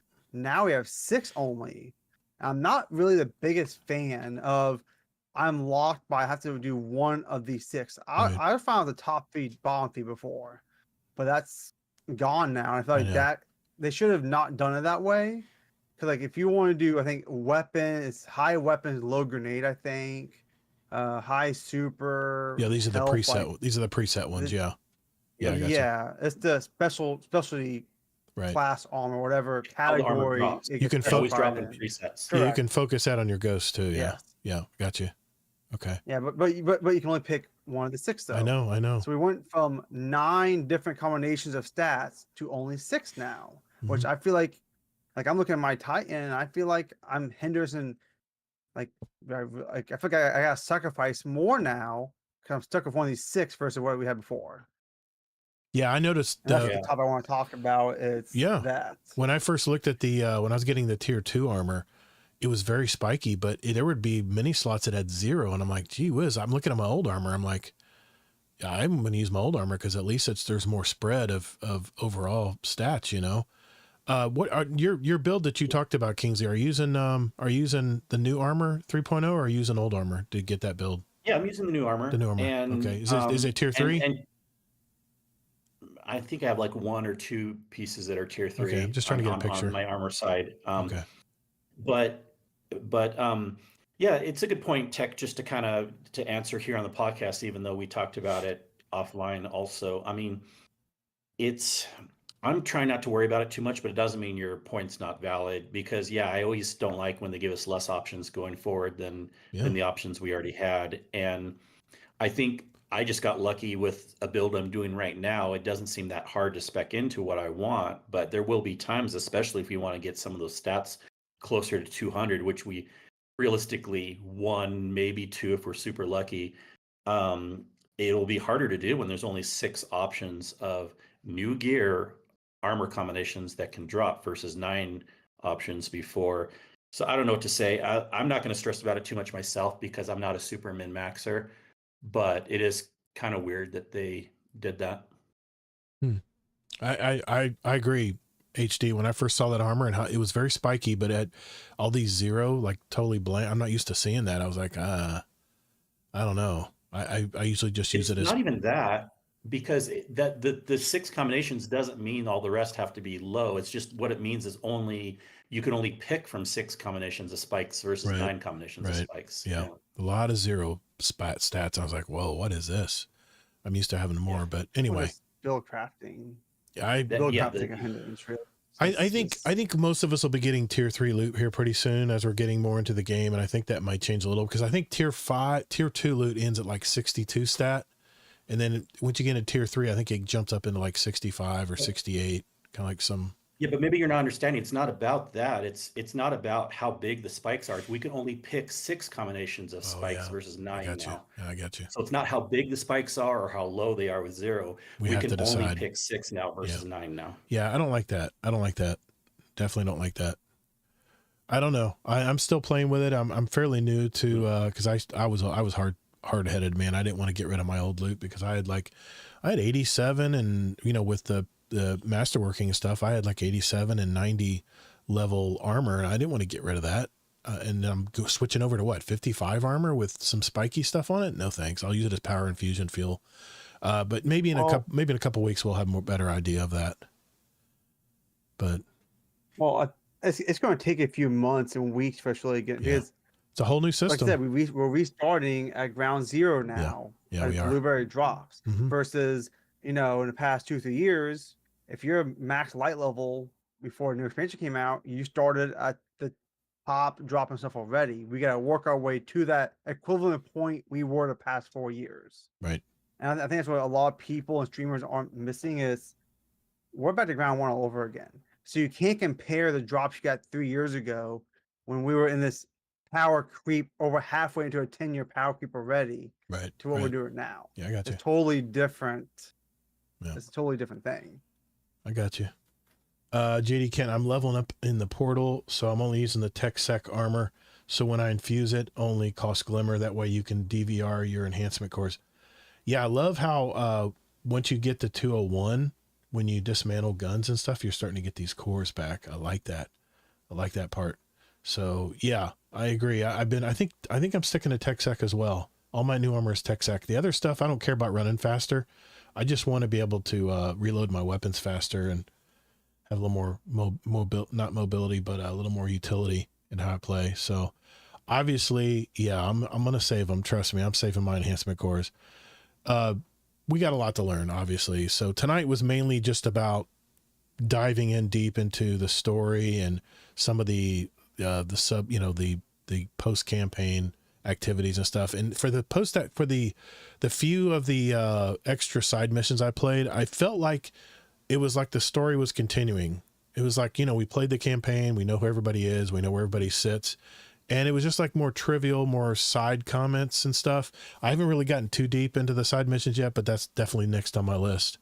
And I'm thinking about jumping in and playing them on Mythic now that I'm at 200 plus light and see if I get better drops too. So we'll see. No, if you do Mythic, Todd, I'll buy you a fancy dinner. Really? No offense. No, I'm in Fabled. I'm in Fabled. Sorry, Okay, Fabled. Fabled. No, I'm not ready Fabled. for Mythic. I'm not ready for 400 power stuff. I misspoke. There's so many levels, man. I'm trying to remember all the levels, but yeah, no, Fabled. Definitely Fabled. I'm past advanced now. I'm definitely going into King Tut. One thing about Mythic, I do have to say, is the only good thing about Mythic, even though it's crappy that it's 50 under, they do not scale with Fire Team. So if you do Mythic, bring in a 3-stack. But if you're doing Fabled, a 3-stack doesn't necessarily help because it gets more complex. Mm-hmm. I wish you guys could see this, but King Tut put out. He says, playing Mythic and the yellow bar captain sees me. I'm like hiding up in a tree. Yeah. It's got a little boy hiding in a tree. Yeah, I feel you, man. I feel you. I'm not ready for that yet. But, it's out there. People complain it was too easy. Everything's too easy to play. But now they've upped the ante and made stuff a little harder now. Only thing I don't agree with, and I agree, Kingsley, this power delta shit, they need to tweak this a little bit because we want to feel powerful. And when it comes to doing any hard high tier loot, high tier activities, in order to be in the flow, and they say people that are in the zone are at about 80% of their capacity. So I think if they can make the activity levels 80% of your playing capacity, but leave a little bit of room for improvement, I think that's going to be the sweet spot. I think that you're just going to have to tweak that. And they talk about it a little bit in the TWAB, but speaking of which, we got to get moving because we are running behind schedule here. But exactly playing Mythic currently, Zombie. I got you, man. Why even have a schedule? You should know there's never a schedule. I know there isn't, but I don't want to go 3.5 hours tonight. I mean, I don't want to do that, but I want to know about this guy here. We've been talking Destiny now, and we're going to take a small break before we get into the TWAB, and I want to talk to this guy, HD Tech, and learn more about him because that's what our podcast is partly about, is our community. So we're going to do that when we return.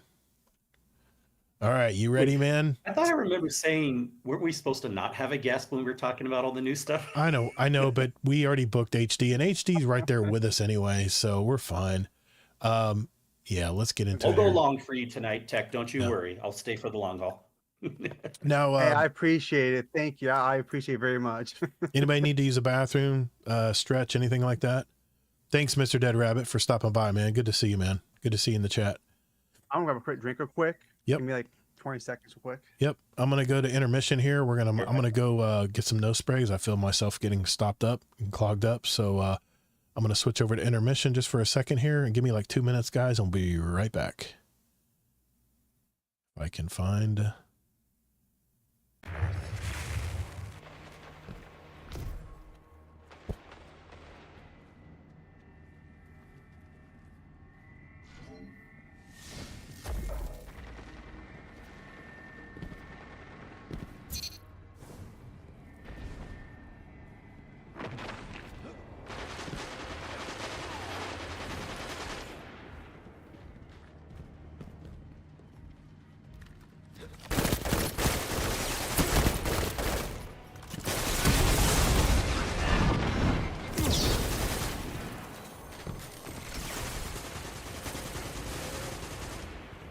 Tech's back. That's all that matters, right? We got him in here. Let's go. Hey, Tech, you playing Destiny? You playing Warframe over there?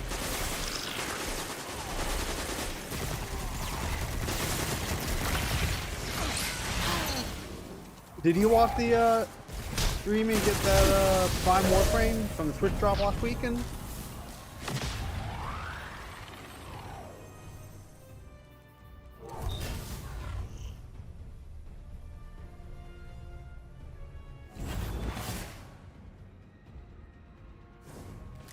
Yeah, you did. You like it?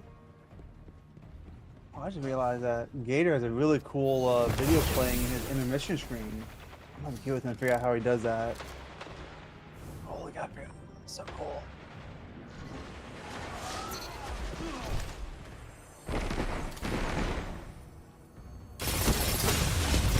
The Allocate chatting in there. He's typing around into it.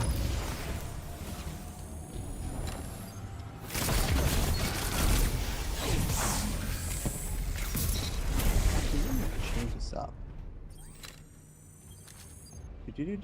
Do. Valkyrie Prime is nice. Yeah, I was working on that day and I know I couldn't Allocate remind me to do it, but I was in the middle of working, we had stuff go down and I just couldn't find a place to hide my phone, and it was hectic last week and it was not a possibility yet. Let's put it that way. Oh, well, I'm back down.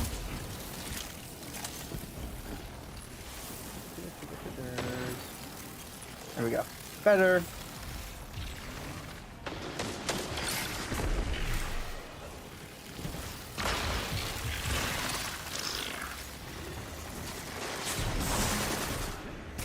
I have not. That's in the clan location, right?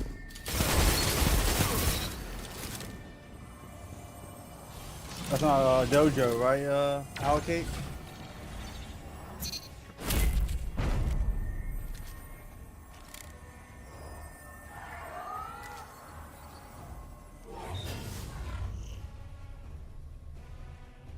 The man, the legend, the Chomp Gator is back.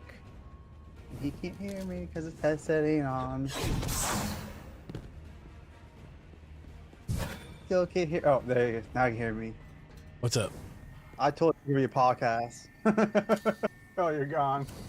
Oh, you talked with everybody? Yeah, I'm talking to people. Oh, sorry, man. I had the intermission on. They can't hear all they can hear is me playing Crucible. Actually, by the way, I gotta get with you and figure out how you get that video to play in the middle on your Jeff yeah, it's just a video. You just play a video. It's a Is it a source like to the file? yeah, it's a video. directly, It's just a video source. Yeah, it's just a video source. Yep, that's all it is. I'm gonna figure that out and definitely do it for my BRB screens or my starting screen. That'd be really cool. I know talking about it one time and I just never looked into it. Yeah, Kingsley changed up his camera. Seeing your thing looks really cool. We'll see what happens when Kingsley comes back. There's two Gators. I know. Two Gators. I know. It's because Kingsley's got his camera off. He does that all the time. That Valkyrie does look really cool. That Valkyrie looks really cool. Yeah. That Warframe. I tried, man. I tried to get into Warframe. I just couldn't get into it. It was too. I got motion sickness playing There it. you go. There it is. Listen, so one of the little side tangents, and I'm glad they fixed the Marrow Spark Ball. When you go into, you don't do like 3 full circle spins. Right. Was that happening everywhere? I never noticed that on my system. So it was on mouse and keyboard. Controls didn't have the issue. It was mouse and keyboard on high frame PCs. Must be what it was. Yeah. Hey, I want to give a quick shout out to Jimmy Rayner. He subscribed for 2 months now and on my Twitch chat, and JD Kent gifted a sub to Jealous Gaming. That is 13 gifted subs that Mr. JD Kent has gifted out. Thank you, sir. That is awesome, man. That's awesome that you're doing stuff like that. All that, whatever Twitch decides to give me from all that, will go straight back into our community, man. So I thank you all for that. Okay, let's get into our interview here. I'm just switching things around today. I know normally we start with the interview, but I wanted to go right into Destiny. 'Cause I think I a lot was of people- away for a second, but I think I put two and two together. I'm like, what the hell is Allocate talking about? It's a different game, right? They're talking about Yeah. yeah. Okay. Okay, Yeah, I'm on board I now. gotta go to the dojo. I gotta go to the dojo and do that for them. Yeah. I just keep forgetting to do it. I forget it every Got it. week. JD Kent says the set bonus is based on kinetic damage. Right. That's what I remember. Yeah, it really helps with microcosm. Yeah, I wish I knew. I don't have all those yet. And the Giver's Blessing with rewind rounds and kinetic tremors. I got that one. I already have 6,000 kills on it. Man, nice. Is that a tier 3? I'm guessing that's a tier 3. Excellent. Okay, let's get into our interview. All right, here we go. Everybody good? 3, 2. All right, let's talk about Mr. HD Tech here. This is a guest, kind of a semi-guest episode. I know we had a lot of Destiny stuff to talk about tonight, but I just wanted to get in with you, Tech. I know you've been in our community a long time now, man, and you do raid nights, you do dungeon runs, you do Crucible nights. I know Warcry had a question for you tonight for that, but where does this episode find you? I forgot to ask you that. I'm in the great state of North Carolina. North Carolina. Not in the sweating heat and crazy Florida weather. I left Man. Florida for Carolina. So. I was doing a lawn today. It was 2 big estate lawns. These are like choice customers. I do those personally. And I looked at my Apple Watch. My heart rate was like 150. I was like overheating big time. I had to get in the truck and cool off because if you're in that heat for more than an hour without taking a drink break or something, man, your core just keeps moving up. And it's been brutal, man. The heat has been tough, and our summer's just beginning, man. It's just beginning. People say that you don't work, HD Tech, but what do you do, by the way, sir? What do you do for a living, man? I do industrial maintenance, actually. So I work on anything in automated warehouses that involves PLC programming or 480 high voltage work or air hydraulics, the whole 9. Anything to do make sure an automated warehouse works, I'm involved in. So you work from home?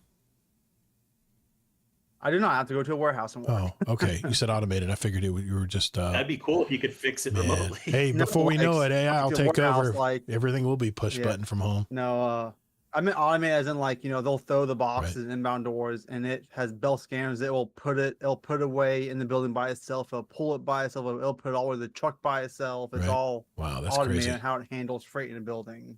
That's crazy, man. Now, did you know that Tech and I used to work for the same company? Well, I think we should give him a third try. Just be nice. Let's give him one more shot. Man, there's a lot of corporations out there. Yes. Oh, What's the most you I'm gonna both have used to one work at Disney. Did I nail it?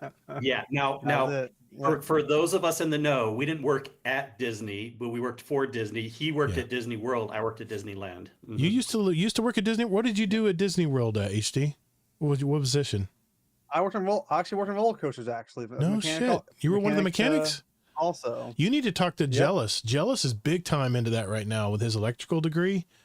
He's doing an apprenticeship right now. I talked to him during the Christmas episode.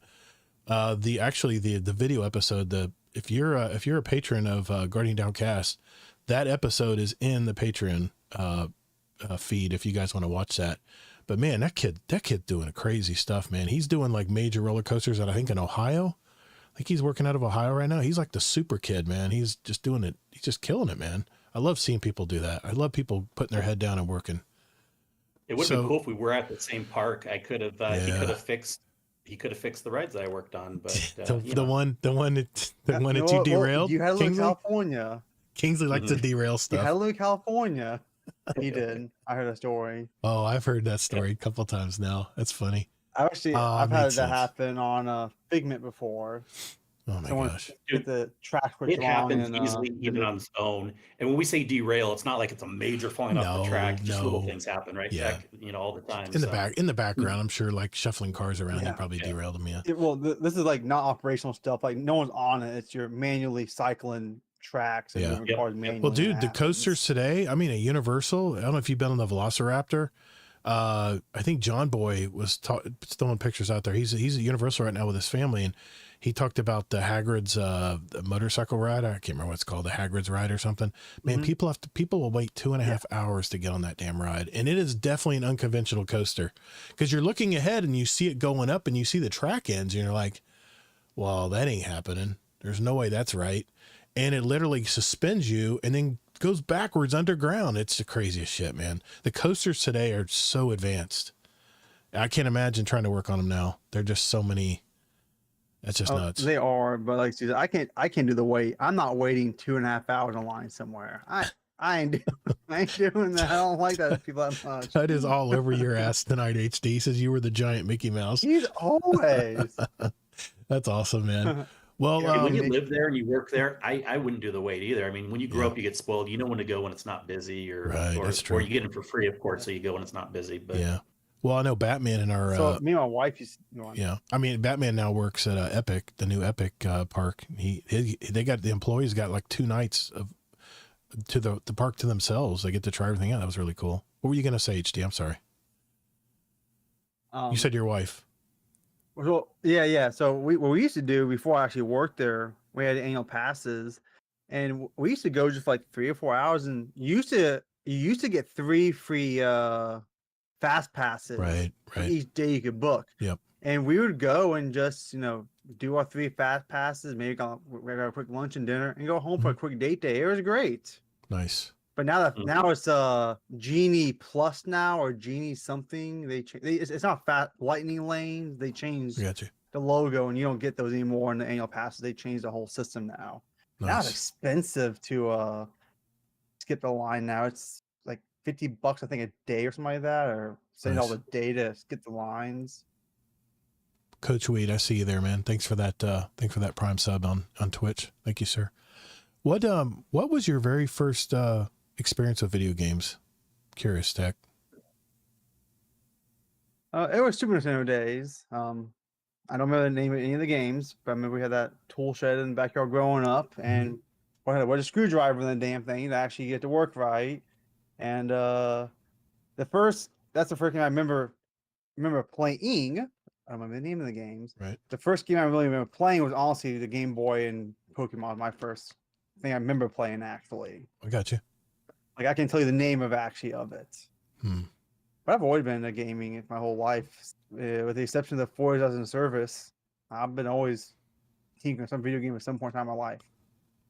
All the way from PS1 to Xboxes. I skipped the PS3 days and the Xbox One day. That's when I was in the service. But Yeah. other than that, I've been around for all the rest of them. Well, a lot of the servicemen are bringing their consoles to the battlefield with them in their barracks and stuff. I mean, I've heard people doing that. I guess you have to worry about getting sand and all that stuff in it. But how did you find Destiny? I mean, are you an original Destiny 1 player, or did you jump in later like Kingsley did? So I played D1 for like a whole 3 hours.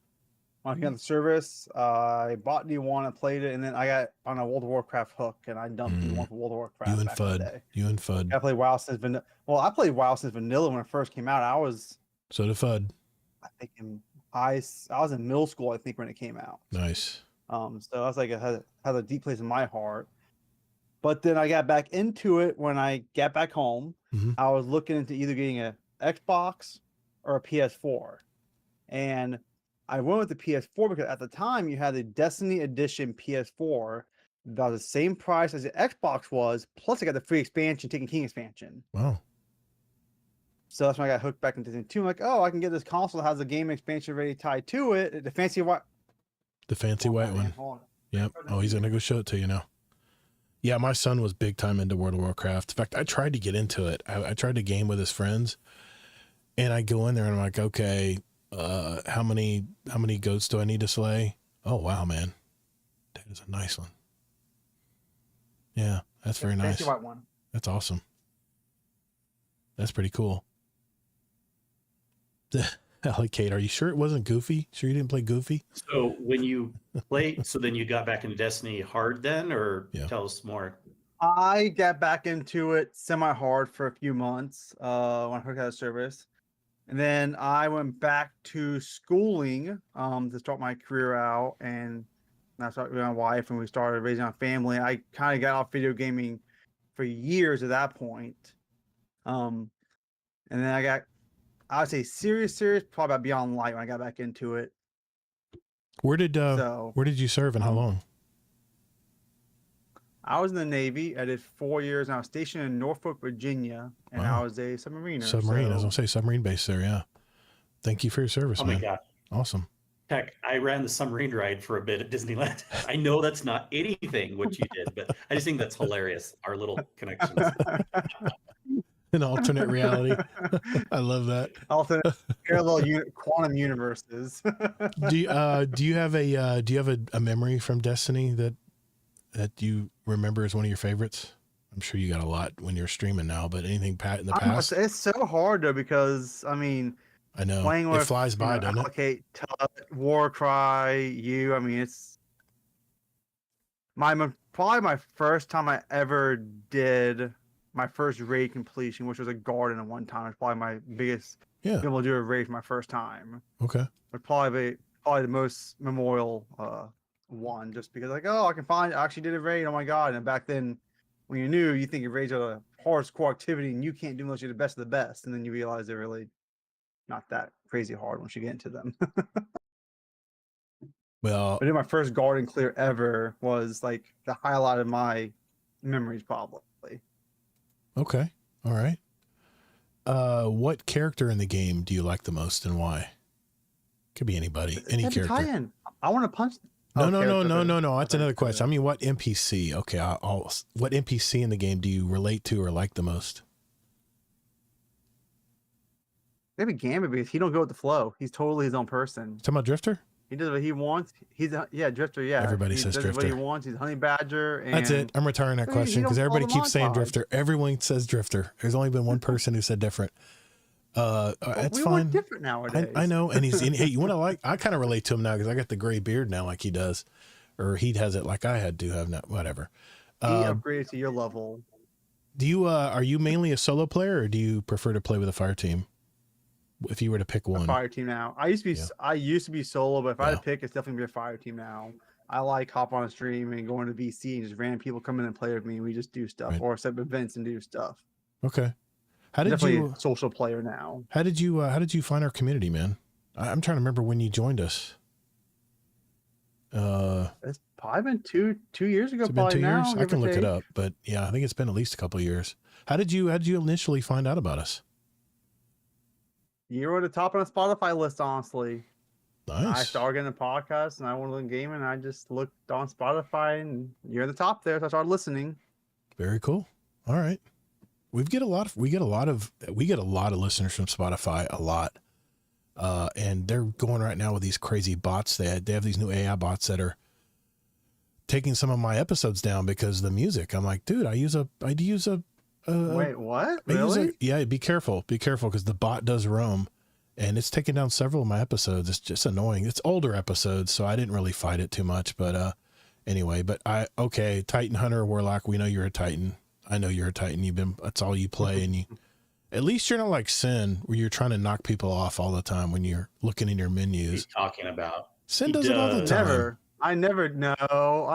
Yes, you I do. never He do just that. doesn't do it to me. He Thank knows you- better. Thank you, Todd, He- for that. He Thank knows you, better to piss me off. It doesn't make me mad, but Kelvin. That's all he does. I remember we did a Never. guided game one time, and this guy entered, and he was just trying to be, lighthearted, and we were doing one of the layers underneath the Leviathan, and he kept knocking me into the water, and I got so irritated, man. We just damn near kicked him from the fire team to find somebody else. I don't know if we might have done that actually, but I don't remember. But I don't know why it bugs me, but it does. Of course, the question. Wait, he said it doesn't bug you, and then he said it does. Which one Well, is it? it didn't used to bother me. I mean, it used to bother me, but now I just realize it's just kind of having fun and poking fun. I mean, it's usually during downtime, not when you're trying to complete an objective or something. But what activities do you prefer? This is probably a weird question now, but what activities do you usually prefer to play and do you most enjoy? I think I know the answer, but if you were to pick one activity in the game, what are you going to? What's your go-to? I have two go-tos. That's the hard part. I really have Well, what are your two? Maybe one solo and one without? Crucible rating. It's either Crucible rating. Okay. Also, I have a hard time between the two of them, which I want to do more. Right. I got you. If Bungie assigned you a small but versatile dev team, especially these days, what would you work on for the future of Destiny 2? You're the boss. You own let's just say you run a team of 35 people. You have all the talent around you. What would you want to put into the game or work on for the game?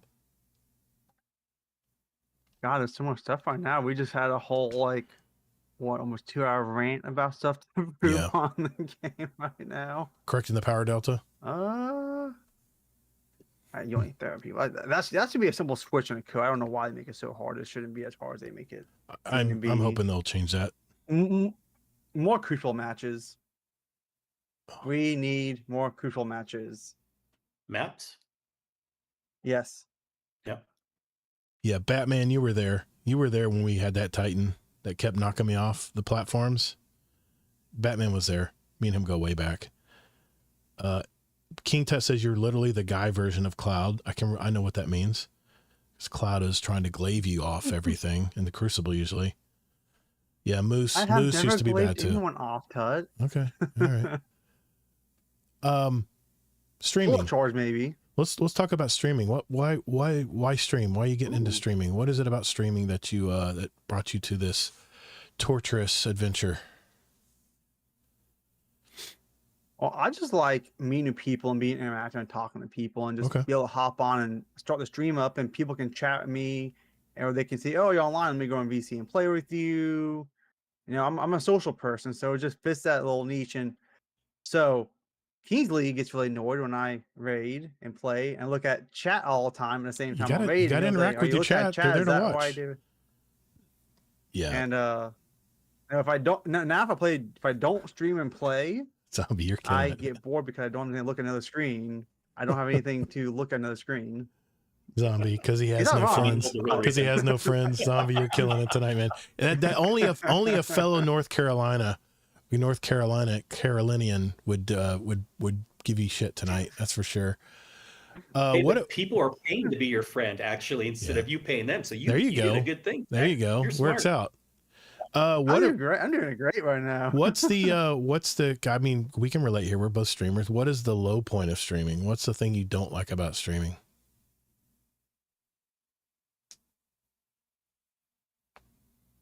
I mean, there's got to be some parts you have to tolerate.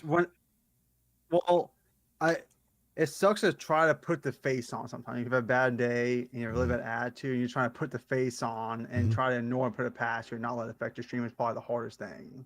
Yeah. When I get on, I try to be funny. I mean, I suck at the game, so my thing is be funny and cool and make people laugh and just do stupid shit all the time. Yeah. And I heard some try to keep that face. Sometimes, yeah, like some nights some nights I don't turn the camera on because I just can't do it today. I need that mental break of not putting that. I think that's perfectly fine, man. You know, life's just rough and. Yeah. Well, there's it's funny. I look forward to streaming, at least the podcast. And when I actually love streaming, but I don't know about you, but Kingsley's the same way.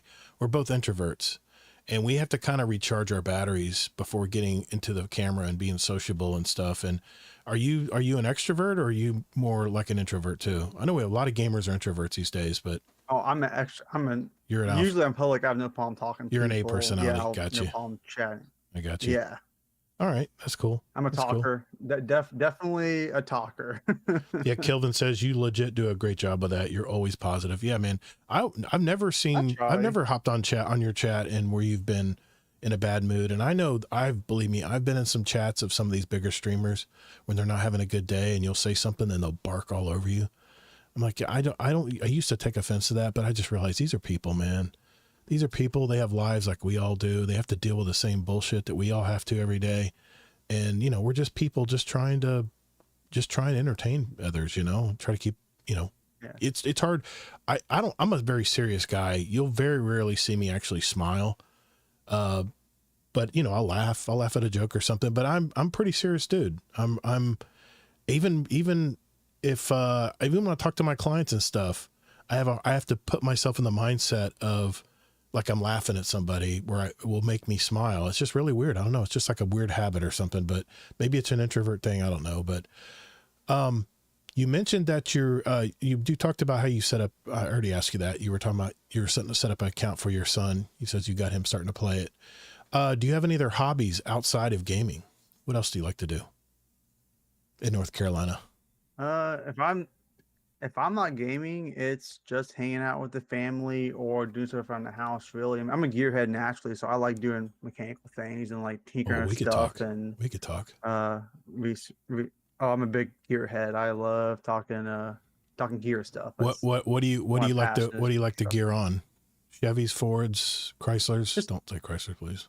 Are we talking cars or talking trucks? Oh, I see the Harley Davidson behind you. You like to tinker on Harleys? I used to ride. Actually got a Harley. Big Do Harley you still have a bike? I got rid of it a few years ago. Due to when I started working at Disney, I worked on a night shift, and I used to drive. I lived in the land, so you know how far the land is from Disney. Yeah, I know. It's a nice place to ride though on the highway. Daytona. It's a good stretch. And on I I-4. went to. I worked night shift, and it wasn't really safe for me to drive back and forth all the time down I-4 2 hours to Disney and back. So I just got rid of it for my family. It wasn't really safe around there. So plus weather in Florida, man. But it sucks riding a motorcycle when it starts raining. Yeah, especially a hard rain. I've been wet. I can't even tell you how many times I've been soaked going somewhere. We got soaked on the way back from Bike Week. My wife is on the back. She never rides tandem, and the rain was pouring down. And I had a glide. And I had the nice windshield and stuff, but we still got soaking wet, man. There's just no way to avoid it. That's for sure. What's one thing about you that no one knows? Ooh. Like an exclusive. Putting a here on this one. I know. The guys at the Dad's Tales used to go the exclusive answer. The exclusive answer. Or Sin would say it too. Well, zero back on that. Think about it. I'll think about it. Do you have a motto or mantra that you live by? I say just treat people you want to be treated, man. You don't need to be a jerk to everyone. Golden rule. You know, if you're gonna treat someone horrible, expect to get it back. You know, you're gonna get what you dish out. And a golden rule. You know, life's too simple to be a jerk to people. I believe in karma. I'm a big believer in karma. If everyone followed that, it'd be a much better world. Yeah, it would. That's for damn sure. I can go into a diatribe just about that alone. What's up with the dude? Let me do it right. Hold on. HC tag, dude. What's up with the gamer tag? So actually, it started out with our sitting at Disney one night on my break, and Call of Duty Mobile comes out. Mm-hmm. So I decided to download Call of Duty Mobile and play it, and I had to make a new gamer tag. And I used to be in World of Warcraft and every other game prior. I was always Silver, and some WoW random name I generated one time, and I just stuck with it for like ever. And I decided to get rid of it. So HG is at the time was Harley Davidson, and the tech was for technicians, so Harley Davidson technician. That's where that's what I thought. That's what I thought. From. Nice, man. All right, I like that. All right, back. I've given you some time to think about it. What's one thing about you that maybe our community may not know about you? All right. How about this one? I actually do work zombie. That's not really what I'm gonna say. Actually, that's how to get zombie back on that one. As many subs as I've given everyone is invited to the After Dark show. Moonshine. That's my buddy Jeff. My buddy Jeff. Yeah. I mean, it could be like Tajo. All of his organs are inverted on the opposite side of his body. Are your organs inverted? So okay, here's one. So I'm a mechanic now, obviously, engineering. I actually started out my life as a cook for 1, 2, 3, 4. My first 8 years of my career, I'd actually cook actually, and I'm actually almost have a culinary degree almost. Where did you Ooh. were you just like a line cook, or what did you actually do? So civilian was line when I was in the Navy. I actually was a cook. Oh. Actually, I'm Oh. code efficient actually. Okay. I was supposed to go in the Navy to be a nuke, part of the nuke program. I was supposed to be part of the nuke program going in. I had like a 93 on ASVAB and I had like an 80 something on the nuke test. Nice. And I went to MEPS to be a nuke, and then I ended up being color deficient, so I lost any engineering rights in the Navy whatsoever. So I had to go be supply cook for 4 years. So that's what I did professionally for a few years. Totally backwards, crazy, different from being a mechanic actually. So Okay. I actually can't cook actually legit meals. Actually, make your own bread, make your own marinades, the whole 9 yards. What is your go-to for like your perfect meal if you're making dinner for the family? What's your go-to that you definitely have Honestly, a strength in? Yeah. I order pizza. Only a cook would I do Said that. if you were cook making dinner. anymore. You got burnt out that bad from cooking in the early days? I hate cooking, man. I don't. I hate cooking. Honestly, I got a baller wife who cooks great meals. Oh, you're so To lucky, be honest, man. I'm You gotta spoiled by keep her. her. Hey, Nice. I I'm get it. spoiled by her. I feel like I can be a good cook, but I'm too lazy to these days to care. All right. Well, Ramen noodles are my best friend of pizza. well, before we get into our speed run, Kingsley has a final wrap-up question for you, food related. I do. No, just kidding. I mean, yeah, I already have my main questions, but since we're on the food topic, I guess I'll throw these in again. I want to see if you can come up with something interesting, but if you just like a basic answer, however you want, never mind. But I want to know, I hope you have Leading the something witness, cool. Your Honor. Leading the witness. A favorite dessert and or favorite drink. So think of something cool you can put together since you know stuff, but For desserts, I mean, honestly, a turtle cheesecake is top of my list. Probably. Turtle cheese. that's Okay. good. It's See, that's not tropical just sauce basic. on it, cheesecake. Yeah, we haven't heard that one before. Nice. And drink. Are you talking about like regular drink or Oh, like whatever. Like if alcoholic you're drink making, or you are making or someone's making you a mixed drink or like something fun, or it can be a regular drink. Just go with wherever you want. I mean, honestly, kind of drinking. I'm just Jack and Coke. I'm simple. I don't do the Okay. fancy stuff. Just give me some Jack and Coke, and I'm Nice. gravy. Hey, that's awesome. No, that you can answer whatever you want. I mean, Yeah, don't honestly, let Kingsley bully you and lead you into an answer you don't want to talk about. I said you can answer. Simple But drinker, also, okay? the thing that's funny about Jack and Coke is that what you said, right? Yeah, Long Island iced teas, man. Can't beat Actually, 'em. not as many people say that as you might think. More Mhm. people would probably say like Really? rum and Coke. So, Yeah. it actually is kind of unique in some aspects, but yeah. It's just the burn. It feels great. You get good Jack and just I don't know. Mhm. That's my go-to. If I go to a bar like to Florida recently, my dad took to a little bar, VFW bar. Like, what are you gonna drink? It's a Jack and Coke and me. I'm like, just give me Jack and Coke. I'm good. Where's my go-to? Excellent. Thank you, sir. Appreciate that. Well, thank you, HD Tech. Thank you, brother, for sharing your life with us tonight, man. We appreciate that. But you're not out of the woods yet. Let me break here. I'm going to break here. This is a record break. One more thing. This segment is called the speed run. I'll handpick 25 questions from a pool of over 1,000 that's been submitted by our community over all these years. They're quick, simple questions, just to get to know you at an even deeper level. No time limits, no contest anymore. Just quick questions and answers. So what do you think, HD? You ready to take the speed run, man? I studied pretty hard for this, so let's go for it. I don't know why, because you don't know what I'm going to ask you. Okay. All right, I'll start off simple. Coffee or tea? Sweet tea. Sweet tea. So North Carolina. That's North Sweet tea Carolina. bug. I'm a sweet tea bug. That's North Carolina talking. All right. It's Georgia and North Carolina. What was your first video game? My first video game was that old Jurassic Park game on the Super Nintendo. Okay. I don't remember the name of it, but I remember the little block. You had to go in the cage, get the raptor. That's right. You mentioned that. You had a earlier. screwdriver in the game. Gotcha. Yeah. What is your favorite Destiny exotic? You can go from either Destiny 1 or Destiny 2. It could be armor or a weapon.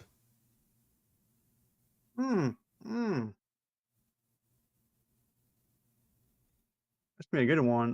Let's go with the third iteration. Third. Oh, I yeah. love that Scout right now. I can believe it. That thing is. I haven't put it down. I haven't put it down. Even though they nerfed it a little, still hits good. Yeah. I tried to put it down. And it came right back in my inventory not long after. If you could choose, who would voice your ghost?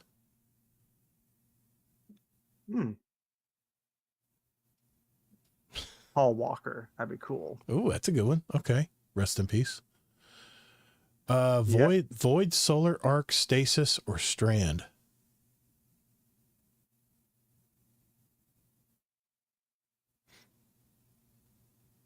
One I like the most is going to be Solar. I like Solar. Okay, you're a Hammer Titan. Got you. I like Hammer Titan. Yep. Okay. Well, that are you using the new exotic? Is it working good? Do you have it? I got to do the last. No, I don't have it yet. Nope. Okay. I got one more mission to go. I'm getting that sucker, man. I can't wait to get that one. Yep. Pulse, hand cannon, scout, or auto rifle? Repeat that again. The options. I heard Pulse, Scout. Pulse, hand cannon, scout, or auto rifle? Auto rifle all day. Let's say you might be judged. Okay. 7. What is the latest you've been up gaming? I bet your chat can tell you. What's the latest you've been up gaming? Does that include him sleeping at the wheel? What? No, honestly, for you. What's the latest you've been up? Just gaming away. I've been up like probably 3:30, 4 o'clock before, honestly. Oh, Very rarely have I actually have energy to stay up that late, but I've before been like, it's 4 o'clock in the morning. I'm going to regret this in 3 hours. Oh, crap. You know, I would say that's a rookie answer because I do that almost every night. But when you have to work at 6 a.m., 5 a.m., that's baller. That's definitely baller. Listen, I don't usually get that late. I'm not a night person. I got you. Like, I got you. You see me on streams. That's like 12, 1 o'clock. And usually my I time see the eyes starting to close at 9 o'clock. I'm like, the eyes are going. The eyes are going. I don't know how you stay awake. You're the funniest. You're the funniest streamer to watch because your eyes will start glazing over, and I'm like, he ain't gonna make it, man. He ain't gonna make this raid. Somehow you get through it. He always denies it. He always denies it. He always does. Like, no, I'm fine, man. I'm fine. You know what? It's probably from those years in the Navy. I bet that's what it is. You learned how to stay awake. What famous person would you want to take to dinner? Now, you don't have to pay for the dinner, but what famous person would you, if you had the chance, would you take to dinner?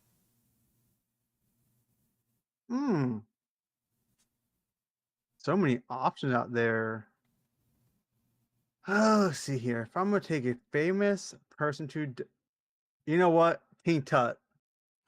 Okay. A buzzer that sounds if they're closed for more than 3 seconds. Yeah, I hear you, Kate. You need to have a chat that can operate a buzzer or something based on his, like on a screen or something. I'll look into that, honestly. That'd be a great thing. I will look into that. That's a good idea. They have to donate. They have to donate bits to activate it. I'll take you to dinner. Tech, you're famous. There you go. That works. There you go. Yeah.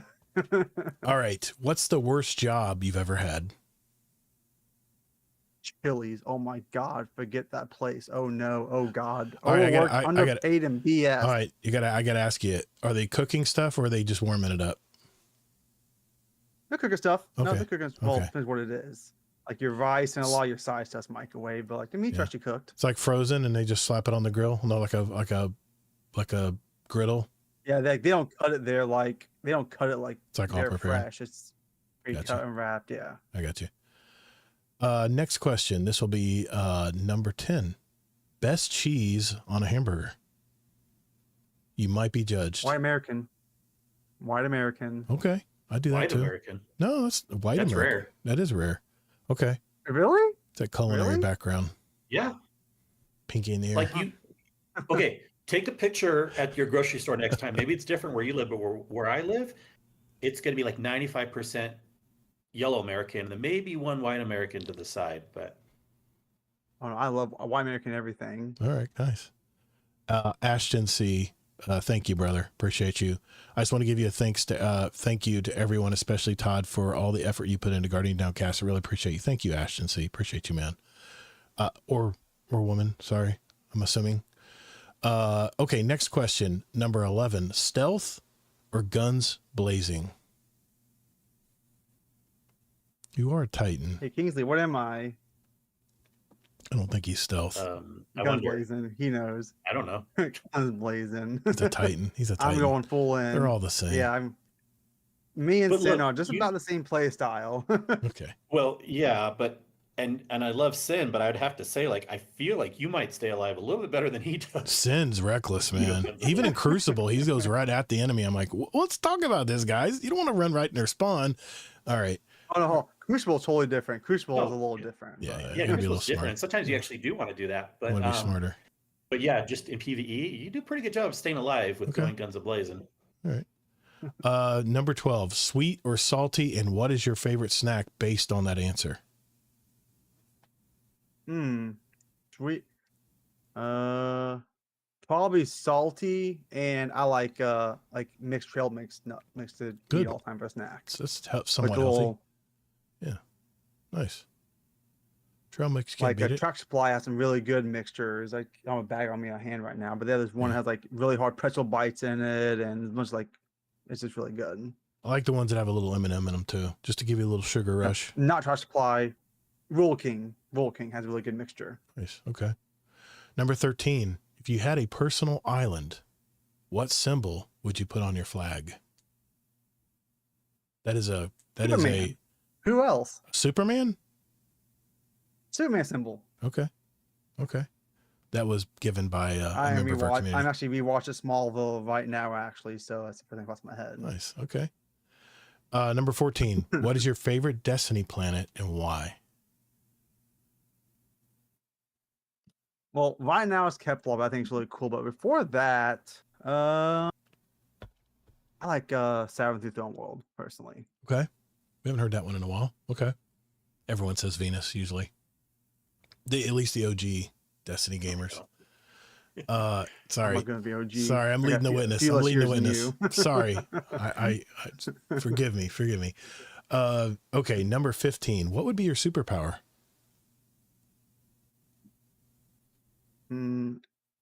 Staying awake. Good answer. Number 16. Game winning score or game saving stop?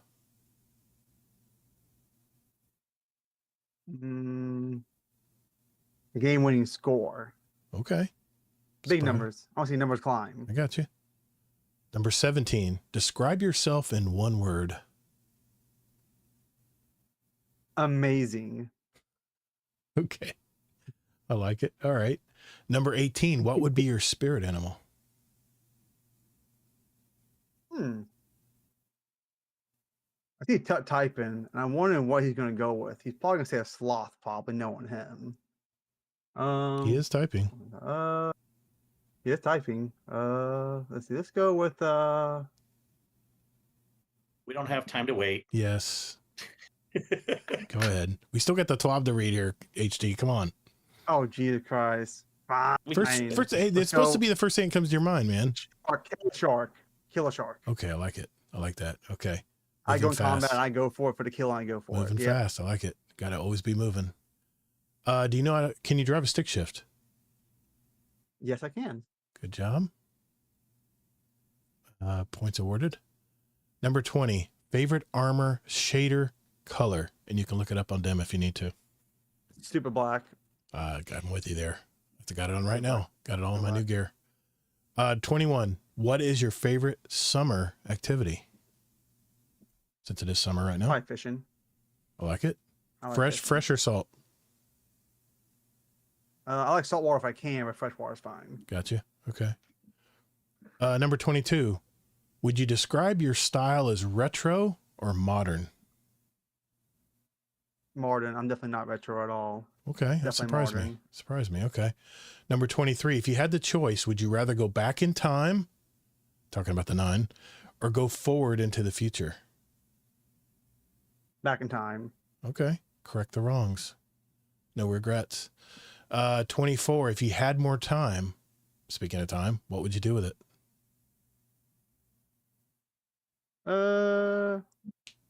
I would do all my actual chores in a day and get everything done. No. in my That's under house. superpower So because I that's my superpower. I want to stop time and be able to get everything done and then restart time and go play some video games.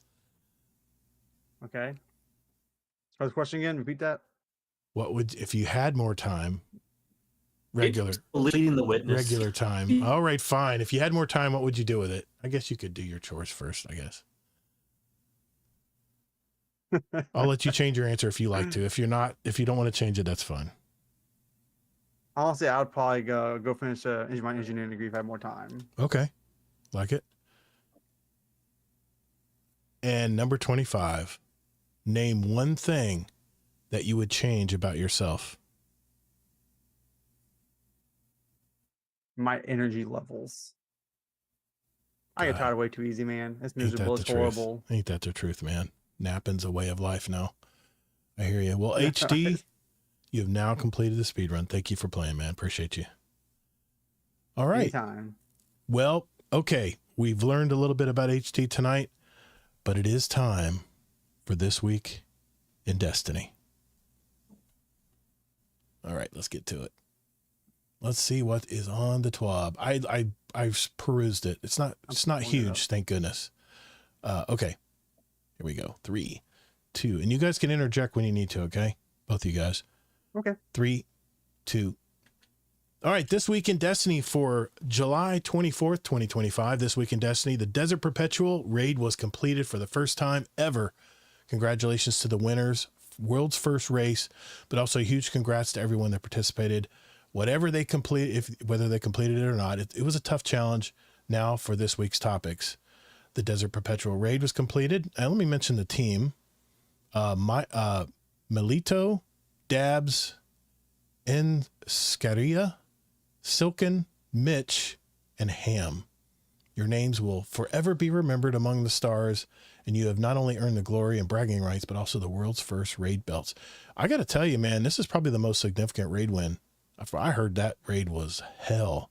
And I hadn't finished the campaign yet, so while the raid race was on, I actually played the rest of the campaign. I didn't want anything being spoiled, so I didn't watch the raid race for the first time ever. But yeah, congrats to those guys. The Edge of Fate post-launch support. As things start to calm down a bit after the Edge of Fate release and after the heart-stopping world's first race, there are some topics that we wanted to address directly today. No game launch is perfect. We all know this. And on top of that, we need to add many changes implemented in this release that need some time to adjust to. Additionally, we're aware that we're some missing patch notes for Destiny 2 Update 9.0.0. Below, you'll find details on ammo and stats. But we're still investigating a handful of balance changes, Warlock, Titan, and more, and we hope to have those details together next week. We've been trying to keep everyone informed on these topics with regular updates from our D2 team accounts, so you may have already read some of those, but we're also collecting them for anyone who wants to get caught up. The portal and world tabs, we're going to revert the desaturation of the world tab. I heard about that. Heard it's a little dimmer, the map.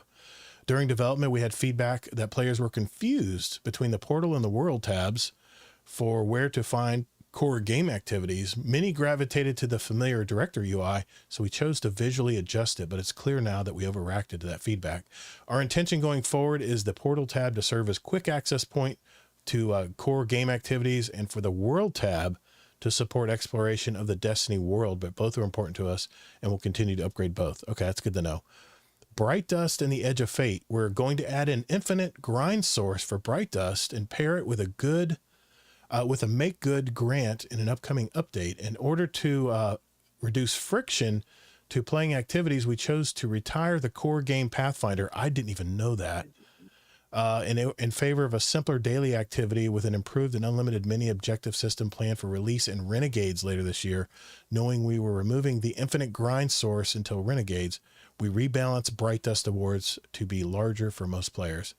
It is clear that many players also value having the additional grind source, so we will add an interim replacement. I am looking forward to that. Power Deltas in Contest Raid.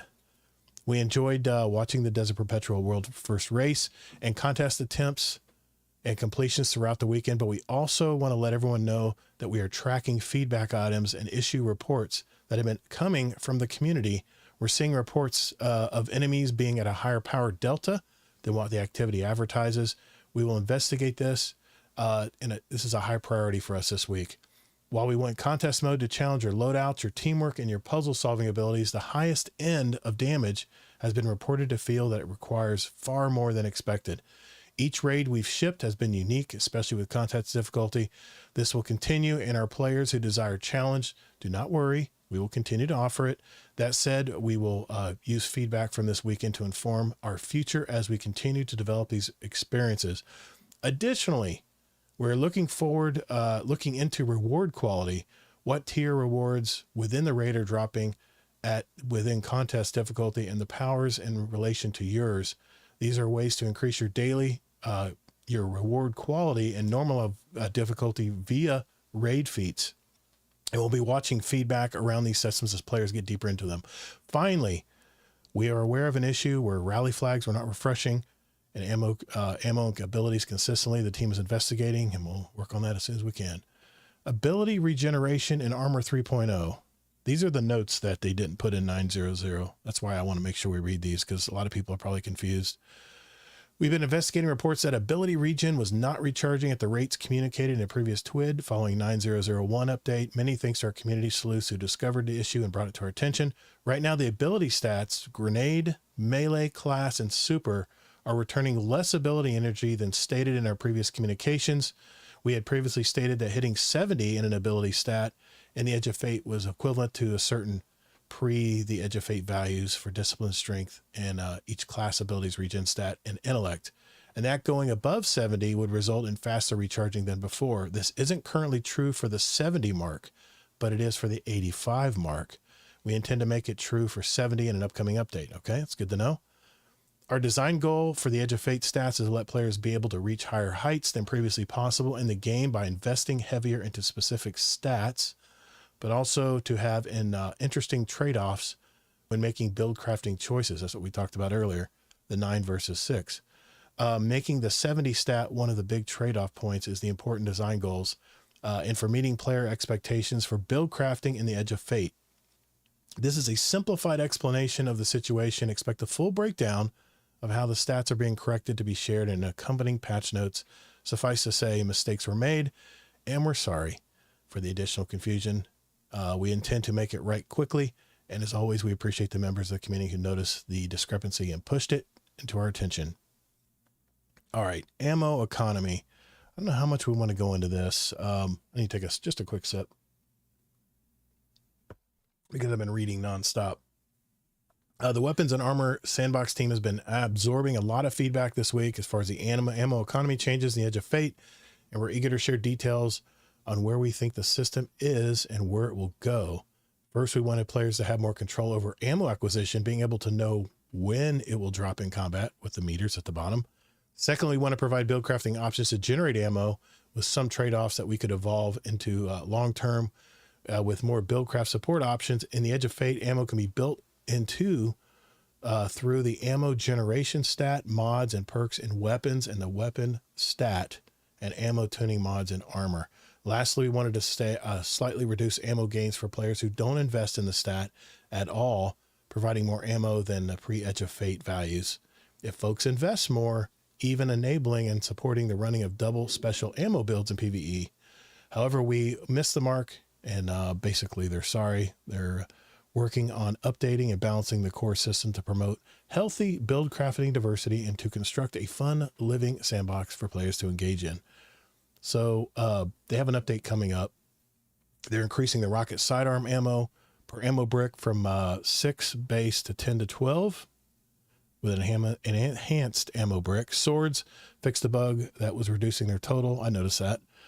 This was also increased their ammo per brick slightly. Fixed the air denial frames. I heard about that. We're currently play testing the following changes, which are subject to change with an eye for the most to ship the update 9004, planned to release on July 29th, which is next reset.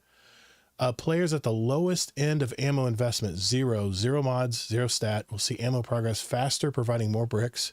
Ultimately, our initial tuning was a bit too punitive, and we want to bring it more closer to the pre-Edge of Fate values while still encouraging a bit more buildcraft investment to procure ammo more regularly. Increase the ammo brick for some additional weapon types, but the ammo generation stats for some exotic weapons are still lagging behind. so they generate ammo faster. In the long run, we want to address the following feedback. Want to provide a better method of highlighting ammo drops or recovering ammo if it falls in the map or to be unreachable locations, improved on how to assist generate ammo for players, and continue to build more sandbox combat hooks in generating ammo, enabling players to feel like they specialize in ammo generation even for their teammates. I like that there could be a more supportive role if you know, build craft into it. That might be pretty cool. More activities coming to the portal. Now, Kingsley, you said this wasn't a whole lot. Yeah, it's not. Look at the list. These are the things they were already planning anyways. Yeah. You know, week of July 22nd, expert and master matchmaking options. That's not even a new activity. That's just more options. Yep. Week of July 29th, Arms reset. Week. Yep. That event launches. Yeah. And is that even in the portal, or is that just something? I thought you go to 801 and no, Arms Week. The only thing I saw this week was the Suro's weapons did more damage. It was like a sponsor. No, that's not Arms Week. That's something else. Oh, That's a not bonus Arms like feature. Yeah, always That's this week. Foundry That's the hand sponsorship. cannon thing. that's a sponsorship thing, right? Arms Week is next week. Yes, the actual Arms Week. Yeah. Focus on hand cannons. Ugh. Travis Cyrus is back. Yeah, the coil opens and fire but team I heard ops. with the Arms Week, it's something through Ada. I don't know if we're actually launching something in the technical portal. I am. The main thing is Trials is coming back. Nothing new there. And then the coil activity they're adding on July 29th. Yeah, but they're gonna have new armor sets and tiered weapons to earn. I might actually grind some Trials if it have some really good rewards. I'll have to see. Okay, but a bunch of activities to the portal? Not quite. Yeah, they're gonna bring the coil activity and fire team ops on the next reset as well. But August 5th to 19th Solstice event will take place, and you mentioned you saw some leaks that some of those rewards look pretty cool. The Solstice event will take place. Matchmaking opens for Grandmaster Fire Team Ops on the August 5th. That's cool. Week of September 2nd, Heavy Metal returns. September 9th, Ash and Iron major update. Dungeon content, more details to come. Dungeon content. Yeah. Well, on September 9th will be, since that's the major update, that's where they will change the whole portal anyway. So they're going to remove things, add things in, but I'm not holding my hope that it'll be more than we have right now. It'll kind of still stay that smaller amount. We need to have like double the amount of stuff in portal before we're really like happy with it. But well, I wanted to read this on Arms Week because we don't really know what this is yet. It says, as we mentioned above, Arms Week is coming on July 29th. That's next reset. The name might sound familiar to most veteran Destiny 1 players, yes, but the approach is quite different this time. Arms Week is a 1 week duration event focusing on a single weapon archetype. In the first week, we are honoring hand cannons. Why, Bungie? Why? Why? Because they're good. Whatever. Yeah, they're good. What are you talking about? It could have been worse. It could have been shotguns. The first step, don't hate me. Wait. If you're a Bungie shill and all the guns have a good feel, you should not talk down on any I'm weapons. gonna at least try it and get a damn hand cannon. I'm probably gonna dismantle it though. The first step into Arms Week is to visit cap. is to visit 801, not at her usual spot Bungie down shill like all weapons. Yeah, it should be. But we're gonna visit her we're not visiting 801, but not at her usual spot in the tower near the Drifter, but at a new shooting range that launched alongside the Edge of Fate. Yep, I visited it and tried some stuff out.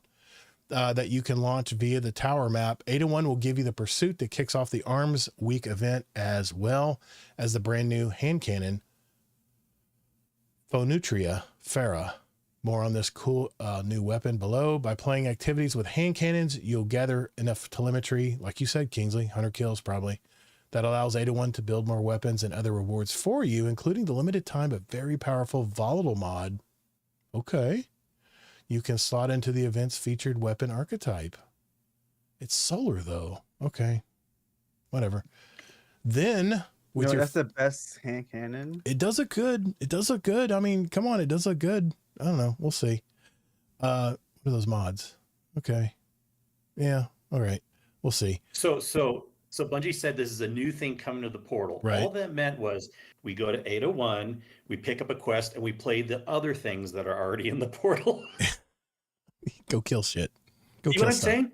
They're talking it up way more than it actually maybe so. Until we try it, I'll comment on this next week, obviously. But Well, he says, then with your favorite hand cannon at hand, you'll also have a set of daily and weekly challenges that we'll be able at the Arms Week event home. Remember they talked about the home sections? Okay.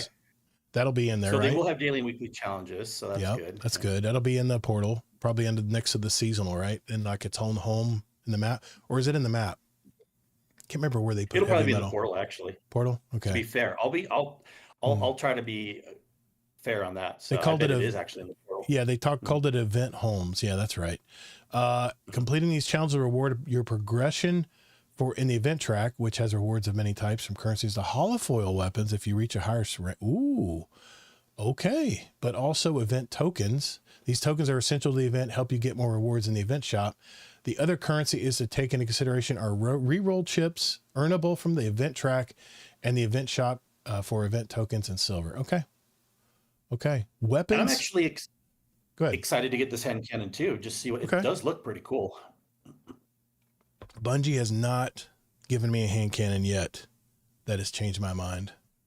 I'm just an old Call of Duty Battlefield guy. There's been plenty of good hand cannons. I cannot. Can you? All right. Talking to the Call of Duty and Battlefield fans out there, can you imagine running in Battlefield with a freaking hand cannon? This game is not Battlefield. A pistol? All right. I'd rather have a AK-47. Why are you comparing this game to Battlefield? I don't know, because that's what I grew up on. Weapons and more weapons. As you can imagine, hand cannons will be the focus also for rewards, as we teased above. There are new solar hand cannon that's kind of star of the event, the Phonutria Fera. It's one of the first ever spread shot hand cannon. Trial of Osiris will have another one. And it works like a shotgun that has been traded. Oh, there, I said it. I was too early. It is a shotgun that has traded a bit of a punch for the ability to use primary ammo. I heard the range is very small though. That's why it has perks like 1-2 punch and its perk pool. Okay.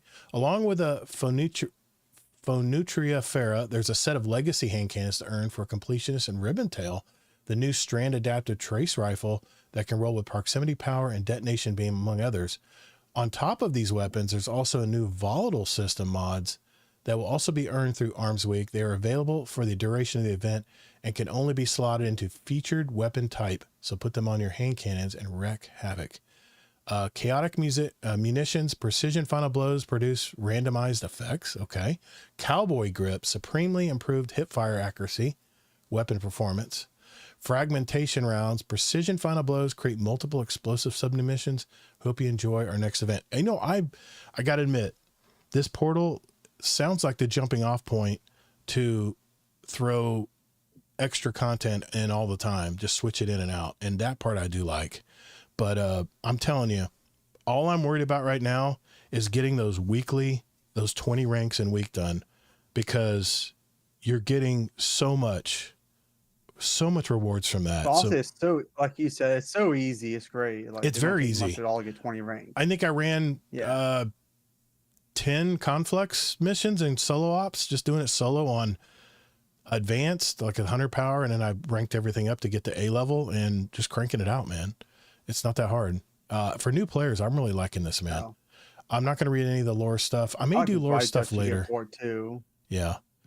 Wait, a true Bungie show would read the whole TWID, the lore stuff too. No, I don't want to read the lore stuff because I haven't read. I didn't read the.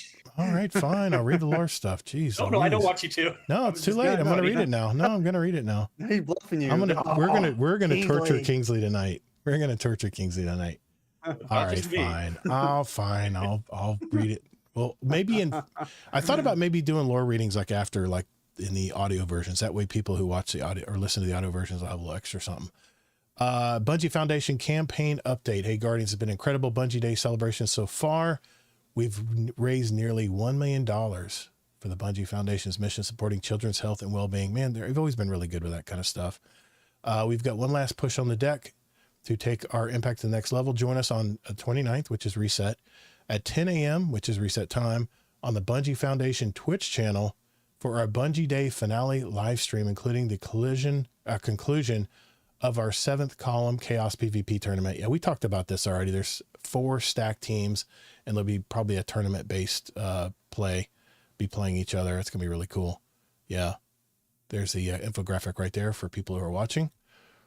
It wouldn't be a Bungie Foundation live stream without some primo pixels. Neon Fade will be available For donation during our live stream, one of the sickest emblems, I got to admit, I'm definitely getting this one. Some of the sickest emblems around will be making its way to your inventory and driving more good around the world in the process. Plus, we'll have a Twitch drop enabled for another brand new emblem just for watching the stream. All of this plus extra shenanigans, rare items for auction, and good vibes. Yeah, we're stoked. Going to be an epic time as we close yet another campaign celebrating amazing feats for all you to accomplish in a community.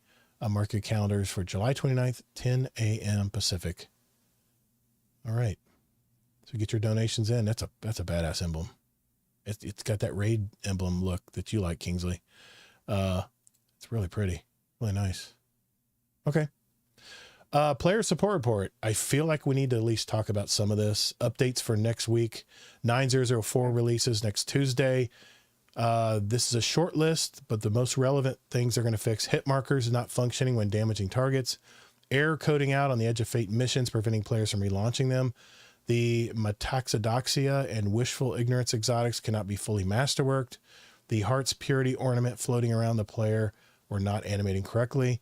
At high health stat, HP values can become desynchronized across the network. Wow. Oh, no surprise. PS4 crashes. We're still actively investigating the prevalent PlayStation 4 console crash, and after the investigation, we've identified multiple armor pieces which can cause crashes on PlayStation 4.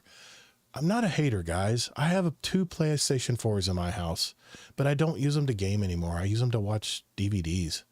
Anyway, so no, I'm not going to buy you a PS5, Kingsley. I know you already have one. Just in case you're going to say that again. But yeah, we deploy a fix. Anyone unable to log in Destiny 2 is advised to use the Destiny 2 companion app on a mobile device to unequip these items. It's the TechSec chess piece. It doesn't matter because I don't have PS4, but Hunter, TechSec cloak, Bushido cloak. The Titan is the TechSec mark, the twofold crown mark, and the last discipline mark. Known issues list. I mean, pick your poison. There's a lot of them here. I love these. I love the artwork this week. It's all Lodi all the time. And just some really, really creative people here. I mean, look at that. That is beautiful. Beautiful artwork. Sorry, audio listeners. I know you can't see this right now, but really, really talented people in the Destiny universe. Let me tell you. Okay. And the twit is over. We've been watching our loved community play through the campaign, the raid, the portal, and more, and really appreciate the feedback everyone has been given about what they find confusing, what they could do better, or what they just don't enjoy. We're aware of it all. And please trust us when we say we truly value it. Keep it coming. The Edge of Fate is a start of many things, and sometimes beginnings are strange or a bit rough. Yes, they have been. The team is working, fixing what's not working, improving what needs a touch, and of course, on the content that's to come, our goal remains the same: to make the game you love to play. Now, where's our new buddy, Lodi? Got to tell him about the raid. Destiny 2 community team, thank you for communicating again with us once again this week. So that is the 12 or the 20, was it 27th? 24th. My bad. I should know what today's date is. All right. Excellent. All right. We will get to community questions when we return. All right. Let's check and see if we have any community questions. Everyone's saying with the old gen. I mean, I was saying that like 3 years ago, and Bungie should have cut it off like Witch Queen or Lightfall, and then I knew they couldn't cut it off with Final Shape because you got to let the saga complete then. But then why didn't they cut it off with Edge of Fate? Yep. That's like the worst decision they ever made. Honestly, probably money and staffing and just.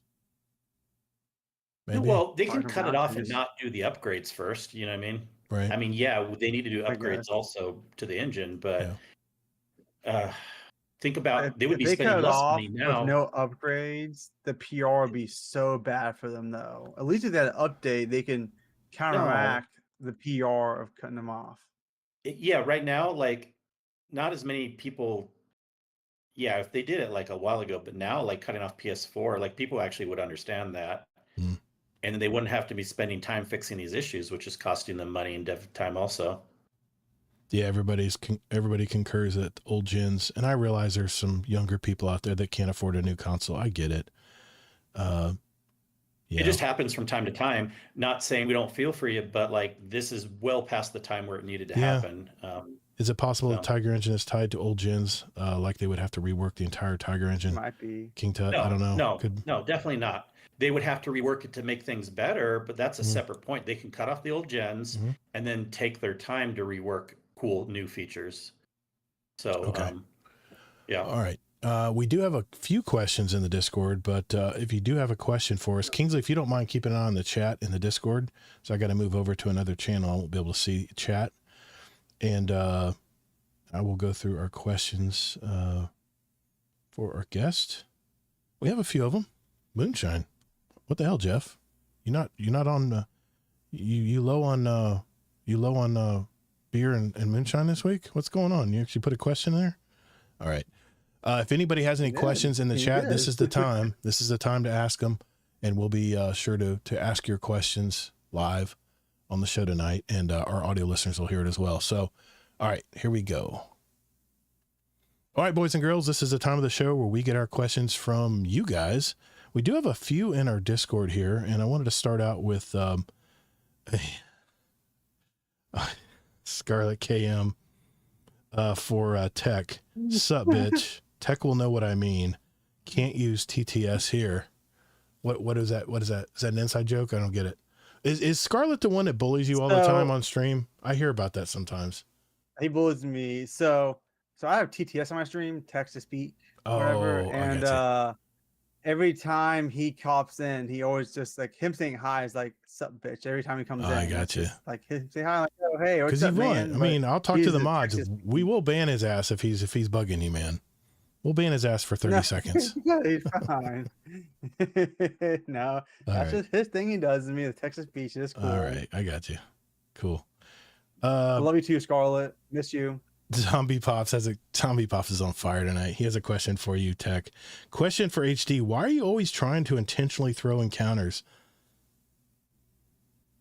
All right, so like I said earlier, I'm not good at this game, so I have to make my content. I mean, funny doing stupid crap online, but just throwing encounters. It's for content creation purposes. Oh, I got It's you. for the people. I got you. It's for the people. So you're saying I could have a better raid experience if you weren't streaming? No, I'm just kidding. I love you. Yeah, that's my Maybe. excuse too. Yeah, I have to entertain everybody when I'm doing raids. When I'm streaming raids, I have to do it too. So yeah, I'm yeah. That's why I'm not. I think you that's why stayed I'm the same, Todd, before streaming and after. Thanks for that. Wow. Thanks for that. I'm officially holding up my casual card because I don't put the hours in I used to into Destiny. So I think I'm officially a casual again. I hate to say it, but I used to be hardcore into Crucible, but man, I haven't been able to play Crucible much anymore. But I'm sure Jeff will have something to say about that. He has a bonus question. Why don't you ever work? Ooh, what a Listen, slack. okay, so they're just jealous. Everyone who says this, you are just jealous. Okay? I know they are. If you can make a full, if you can make a full salary off of less than half a year of working, wouldn't y'all take it? I mean, I kind of do Just that. saying. Yeah. Okay, well, you're different. Okay, Kingsley, we're not discussing the abnormalities over here. No, but your point is like valid. Like I only actively work maybe 20, 30 hours a week, if that. Yeah, that's Yeah. about what I work. Yeah. About 30 hours probably. Yeah, I do 36, but it's just in 3 days. But, so I dude, do my 3 days, and then I'm done for 4. I'm putting a lot of those out. Well, that's still working a lot, 36 hours. Yeah. Yeah. I But mean, for 3 days, though, that's so. not including my time in the back office, doing all the paperwork and stuff on Mondays. So Oh, I'm sure. it's probably pushing 40 hours, but anyway, Moonshine on Tap. This is Warcry had a question. He has several questions actually. Question for Tech. What is the best time you had playing Destiny? Honestly, I've been just playing with GDC, Warcry, Todd, Tut, Allocate, everyone, Scarlet. It's just the a fun community night. we've honestly had. Just playing with everyone is just a good experience It was overall. a fun night. Yeah. I can't name one specific person or Mhm. one specific event out of everything. Can't do it. I want to try one of these raids at -10. I want to see if it's any harder. He also asked, what would you do without your... Next Tuesday and Wednesday, we have Yeah. 3 listings. Well, he asked a follow-up question. What would you do without your Thursday Crucible group? I guess every Thursday you have a Crucible night, right? every Thursday, sometimes Saturdays too, but every Thursday is Crucible night. What I do? I guess I would just not have a good time and be depressed in my life while playing Crucible by myself. Well, he says, what would you do if you couldn't stream anymore? Could you go without streaming? It'd be hard. Like I said, it'd be like being able to stream really gets my ADHD fixed in. I'm always looking at a screen while playing at the same time, and it keeps my mentality straight of focusing on many things at the same time. So if I just played a game, I'd be so bored. I feel like my brain I'd be scatterbrained really bad, worse than usual. Okay. This was a question from McMaximo. This was in our Destiny chat, and I put it in here because I thought this would be a good. There's probably other people who are wanting to know this information. This is from McMaximo. He goes, "What gives more points in solo ops? Speed running for the time bonus, or taking the time to kill everything and not get the speed bonus?" And no, I can't do both. I can answer this question because I've run a ton of them. And maybe you guys can add to it if you have a different answer. It depends on the objective. Sometimes you go into the objective and it'll say get points for what you kill. Like I ran the what's the servitor strike solo Sepix Prime Devil's Lair. Yeah, Sepix Prime. And it said you got points for killing everything. So I killed everything in every room. And let's keep in mind the time bonus gives you 15%. That's it. And there's been many times I don't get the time bonus by just a little bit. It's all you get, 15%. That's all it is. Yeah. So if I never looked at it, though. If the thing I love, like I said last week, the thing I love about solo ops is that they have objectives up there on the left, side of the screen that don't go away until you complete them. I love that part because it keeps me focused on what I need to do, and I don't have to keep pulling up the screen to find out how many I got left to kill or whatever. But I've speed run it. I've done it both ways, but if it is like some of the solo ops, I know Conflux was this way. You had to complete objectives to get points. You kill a bunch of stuff and you look at your score and it's still 0. So speed running would definitely be helpful there. Not worrying about killing stuff, just to kill enough where you can get by into the next rooms. But it depends on what the objective is. Some of them are objective based scoring, and some are actual where you kill stuff and get scoring. Some of them may be a little bit of both. So just keep that in mind. But I wanted to answer that because solo ops is very new. And there's probably a lot of people out there who don't know the best way to run them. Yeah. Well, seeing the question was here too, because it also got asked in the main. You're roboting. Say it again. Repeat what you said. He also posted that question in the main Discord. Did he post it to 2 different channels? No. I brought it from the Discord chat. I copied the text and put it in here because I thought people want to know about it. Yeah. Well, then let's tell some more too, because the other thing, yes, definitely the speed part is less of the equation. It's 15%. But where that could really help, the thing that people need to remember is when you're doing harder level, like especially once you start cranking it up, if you don't want to add just one more modifier that'll make it go from a B to an A, it might be better to have the speed run thing that will give you that 15% rather than one more negative modifier. That's true. Yeah. So speed run is only 15%, but it can be very important if you're min-maxing and harder levels later on. And there's only one, I know a big part of the seasonal weekly reward track is completing bonus focus missions, like make sure it at least is a B when you complete it. There's only one, this is one of my pet peeves, is there's only one activity, and that was the Conflux this week that had that focus mission where you could get an extra amount of points for that. And it went towards your weekly total, your weekly challenge stuff. So it was a little frustrating because why do they do that? I wanted to play other stuff, but I could only play Conflux because that was the only one that offered it. And I wouldn't get credit otherwise. I found that out the hard way because I was playing a lot of extra and it wasn't going toward my weekly challenges that I was trying to get done. So anyway, I want to make sure I ask that. Dorath has a question. He says, you are captain of a raid team. You must choose 5 famous characters from movies or TV shows, not the actors or actresses. Who would you choose? What are your 5 other members on your raid team? 5? Or well, you're the member. 5. You're the number 1 member, so we need 5 more members. and they have to be famous characters from movies or TV shows. I don't like questions that have so much work for us. All right, let's build one. Let's build one together. I'd have Neo, Yes, of course, yeah. from the Matrix. I'd have Neo. He'd be my lieutenant probably next to me. What about Breaking Bad? Sure. Let's bring him in. He knows how to cook stuff. He knows how to. He's a smart guy. He knows how to figure stuff. I can't remember his name. Walter White. I should know that. I got a mug in here that says Walter White. Anyway, yeah, that's 3. So we need to add 3 more characters. John Wick. Luffy. One has to be John Wick. Mickey Mouse. John Ike? Who's John Ike? You mean John Wick? Yeah, there you go, JD. I thought that's what you said. Yeah, John. Well, all right. I'll have Neo over here. I'll have John Wick over here. No bias. And then Walter White. So we need another player. Who else are we bringing in? Marilyn Monroe. Okay. That'll be the eye candy, right? Should be the pretty one that sits in the corner and kills ads for us. All right. Well, let's see how that works. All right. Okay. Well, I'm not confident yours will be any better just because they're cool character in a movie doesn't mean they're good. But they have gun training. Both of those guys have gun training. Neo can bend things with his mind. Are you being sexist? You saying a girl can't be good in the team? I would. You said Marilyn Monroe. I was like, okay. I don't see how that fits in the fire team, but okay. I would, if you're going to say girl power, I mean, I have to use characters, right? I can't use the actors' names. Shoot.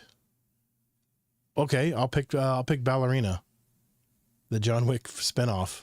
She was badass. What's her name? Damn it. That's way too far away for me to remember. Halle Berry. I mean, she kicked ass in John Wick movies too, with her 2 guard dogs, her Australians. Okay. I guess no one's helping me there. So I guess that's going to be my answer. Thank you guys for helping me out there, leaving me out on the branch. Okay. It's hard for me to think of that stuff. Marilyn, I don't think Marilyn Monroe knows how to use I don't think she knows how to use a Tommy gun. We don't. Yeah. Just because the question's there doesn't mean we have to answer it. I understand, but Dorath spent the time to put it in there, so I'm. Oh, you kind of do, yeah. I'm You humoring. kind of do. I see the eyes closing on HD. We better get rolling here. Okay. No. That's all the questions we had from our Discord tonight. I don't see any others from our chat, so let's just mosey all right on in to pick our songs for our playlist tonight. HD. Let me ask you first. Okay. Well, this is the segment where we choose a song for our Guardian Downcast show playlist. The links to it will be Daenerys Targaryen. Great pick, JD. Great pick. Hell yeah. Ooh, there you go. Yeah, there's a great pick.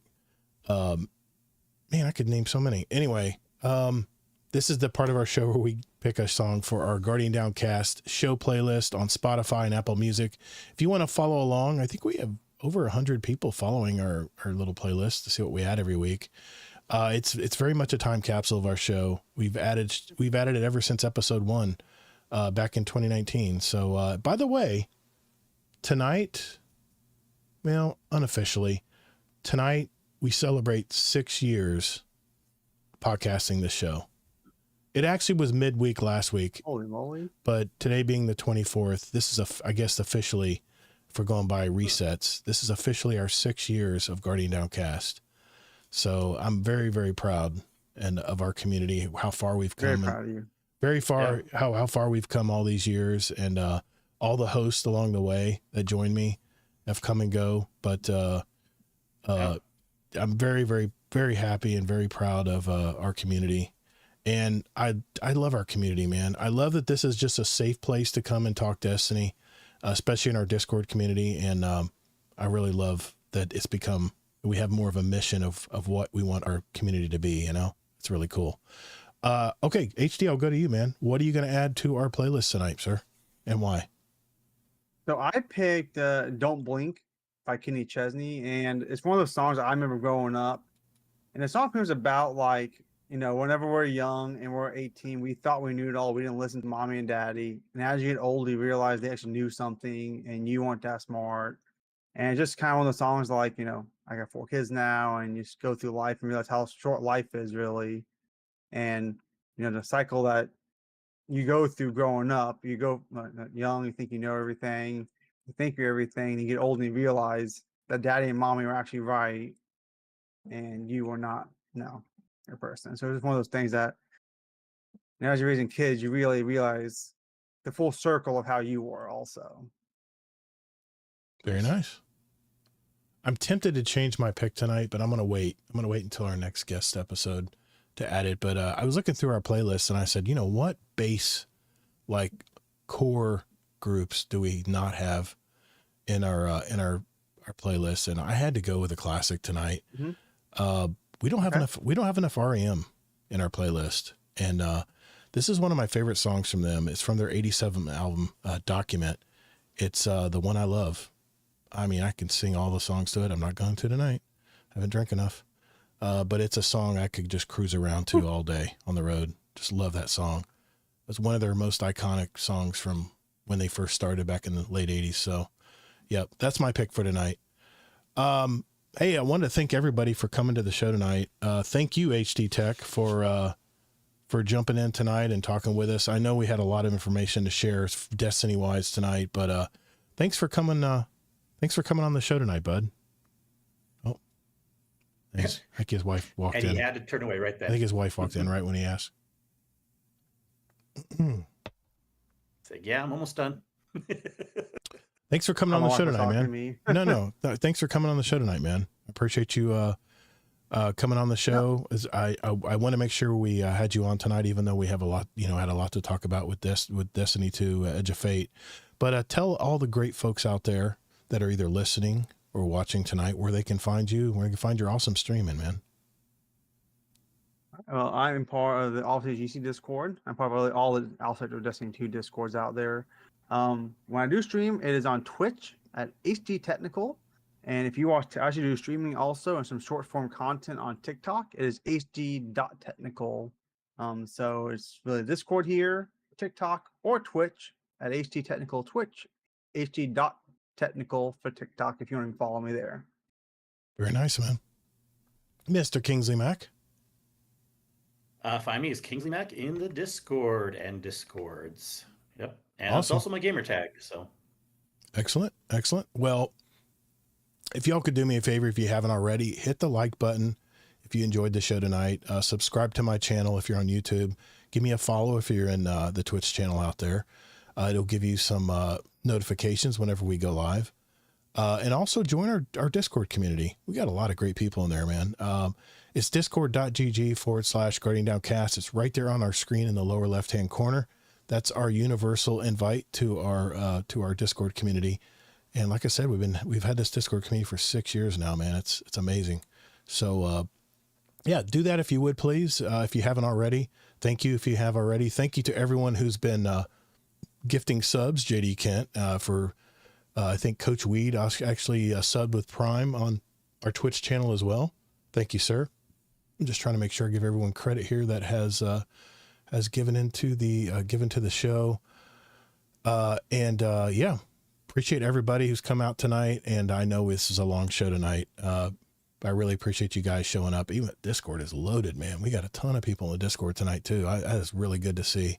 So, I guess we'll see you guys in the Discord later, Guardians. Have a good one. Thanks, everyone. See you later, alligators. Take care, guys. Well, crocodile. Later, everybody.